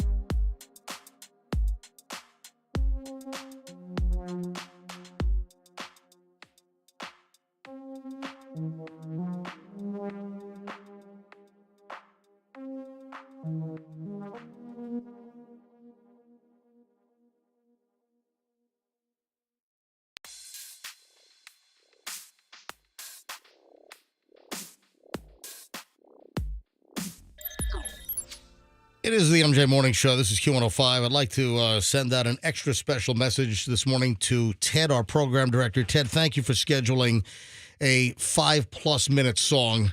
That's always fantastic. Always appreciate Ted, that. MJ said, don't do that. I mean, no, don't do that. Yeah, Ted, the one thing I don't want you to do is schedule a 5-minute song. I enjoyed it, Ted. I thought it was great. I love Meatloaf. I love Meatloaf. I'm a big Meatloaf fan. The food and the fat singer. All right. Ditto. A lot to cover. Final chunk of the MJ Morning Show today. Hey, is Amazon back up and running yet? Can you order your crap? Let me see. Have you tried?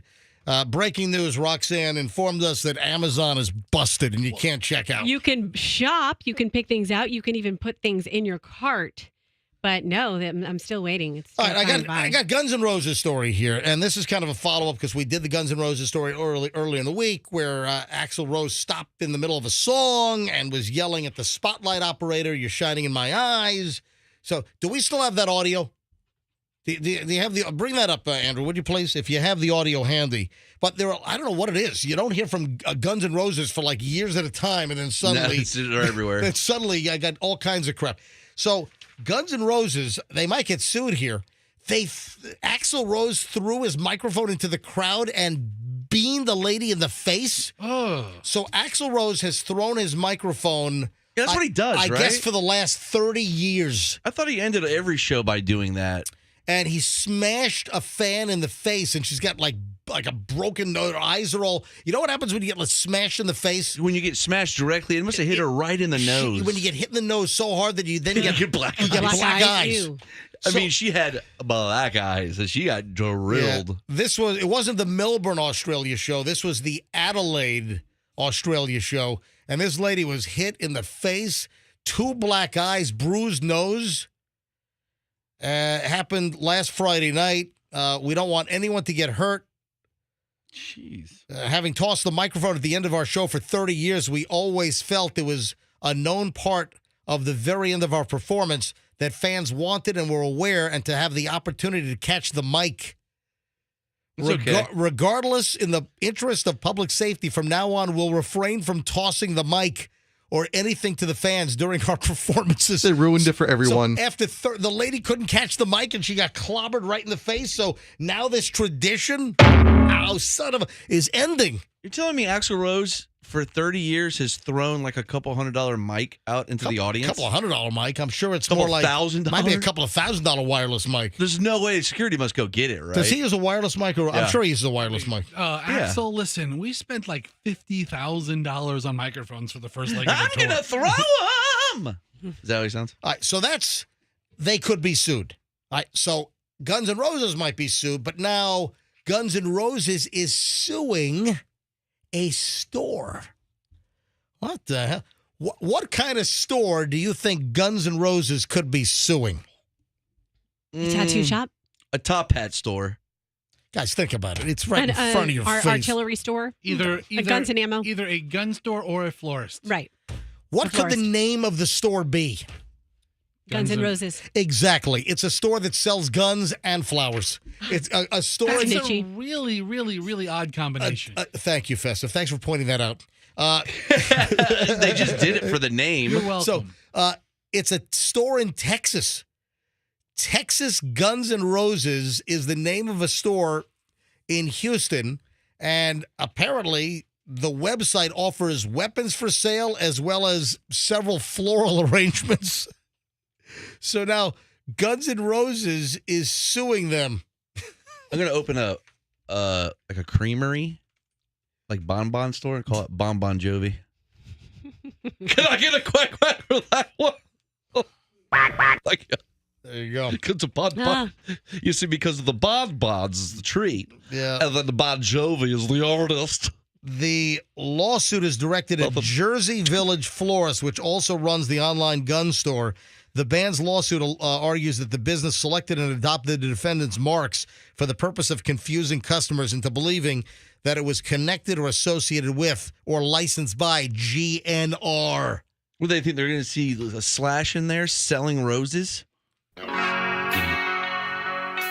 about playing a 9-minute song. Now, I have an important question. Yes. Can Slash wear a top hat in court? mean, That's a great question, but I think the answer is no. Like, I don't think Hulk Hogan was allowed to wear a bandana. he did. No. They made an exception for him. He wore a bandana during his Gawker Guys, hang on a minute. Nice post.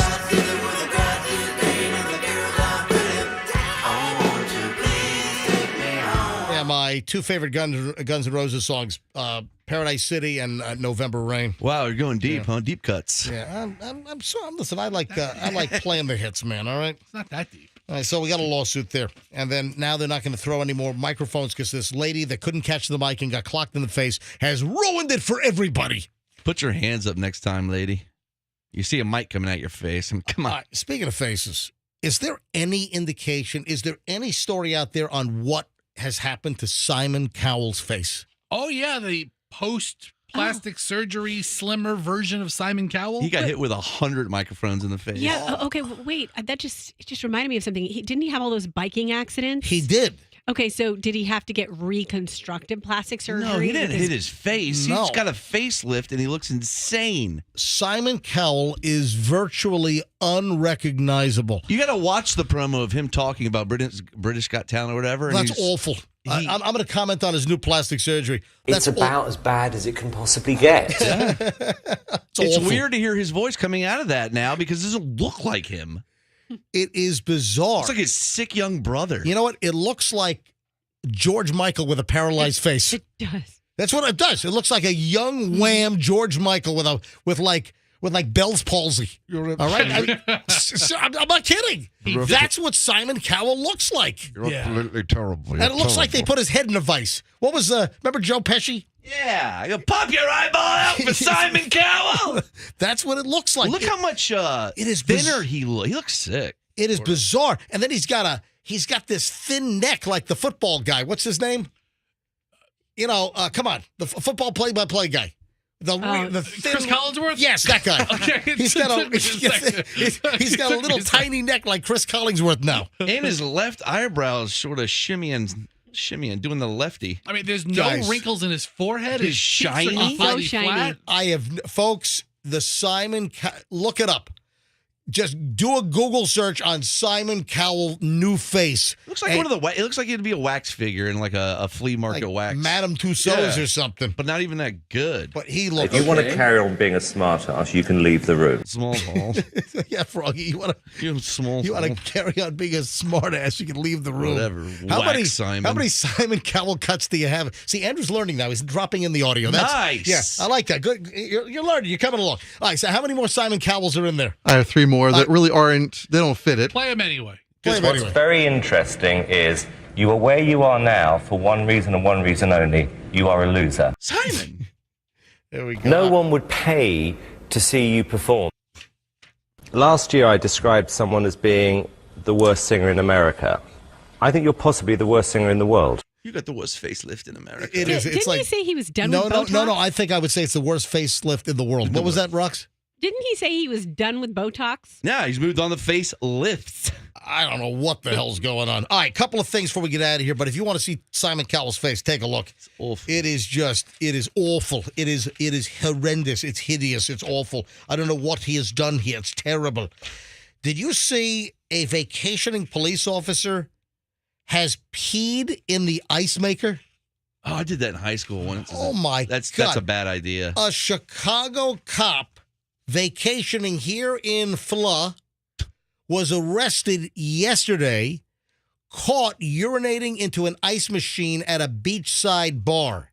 According to police, an employee of Jimmy B's Beach Bar in St. Petersburg was attempting to get ice from the ice machine around 12:30 a.m. and discovered Henry Capouch, Capouch, 30, peeing in the ice machine. Ew. Mr. Capouch. It says peeing on the ice in the machine. That's from the police narrative. Peeing on the ice in the machine. So technically he was peeing in the ice machine. It's disgusting. Melting it off When quick. the worker, Richard Cleese, told Capouch to stop, the accuser urinated. When he told him to stop, the accused urinator, cursed Cleese and shoved him a couple of times, according to the arrest affidavit. He subsequently shoved the security card, according to cops, upon arriving at the bar, which is part of the Beachcomber Resort. Police found Capouch and his girlfriend on the nearby sand. Cops charged was actively resisting and not obeying lawful commands.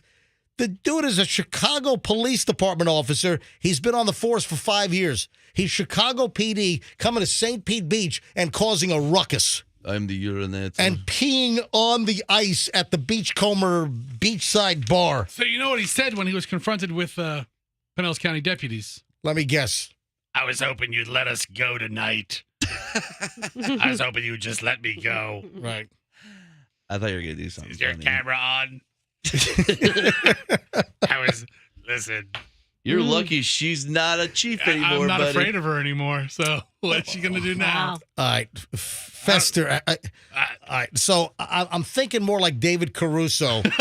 and yeah, right. So the Chicago cop on vacation is peeing in the ice machine at Jimmy B's Beach Bar, St. Pete, and this is at the Beachcomber. So the bartender says, "What are you doing?" And then this cop from Chicago says, "I told my girlfriend tonight was going to be a pisser."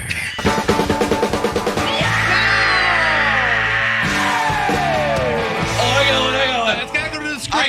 It's not the drum beats. It's not drum beats. You got to pick it up at the scream. I got it. 2 seconds in. All right, you got to pick it up at the scream there, Andrew. You know, we need to edit that and just have that on the button bar. It. Yeah, we need to add that to the button bar. Bring that back. That's a good classic. How about this? He looks at the ice machine and he goes, I didn't order that. I ordered cherry, not lemon. There you go. That was bad. That was bad. That was awful. I messed it up. So was he drunk? Well, yeah, I would say probably so. So he thought it was a urinal. But he probably did. I would imagine their vacation was slightly interrupted. What do you think? What else before we get out of here? So much. Yeah, I think that's about it. I think I'm looking at how much stuff we didn't even get to today. I didn't get to Anne H. and the fact that the tox is back. Autopsy reveals she had a whole bunch of drugs in her system, but they don't think it was enough to impair her to cause the crash. Was it cocaine in there? Yeah, I'm looking at the report. They found she tested positive for cocaine, cannabinoids, benzodiazepines, and fentanyl. That's not enough. But she tested positive, but the quantities weren't enough to impair her. And I guess they think that some of the quantities came from her treatment in the hospital. Yeah, so there you go. All right. Anything else before we get out of here? See you tomorrow. All right, folks, have a great day. We'll see you tomorrow on the MJ Morning Show on Q105. Oh, the Porch Pirate. Go look and identify the porch pirate that stole a $200 Sephora package off my friend's front porch yesterday in South Tampa. Go to mjmorningshow.com. Identify the porch pirate. The pictures and the video are up at mjmorningshow.com. Or last night you could have seen it. It's also on my Instagram at Certified MJ Radio. That's Certified MJ Radio. Now we'll see you back here tomorrow, folks. Have a great day, and let's be careful out there.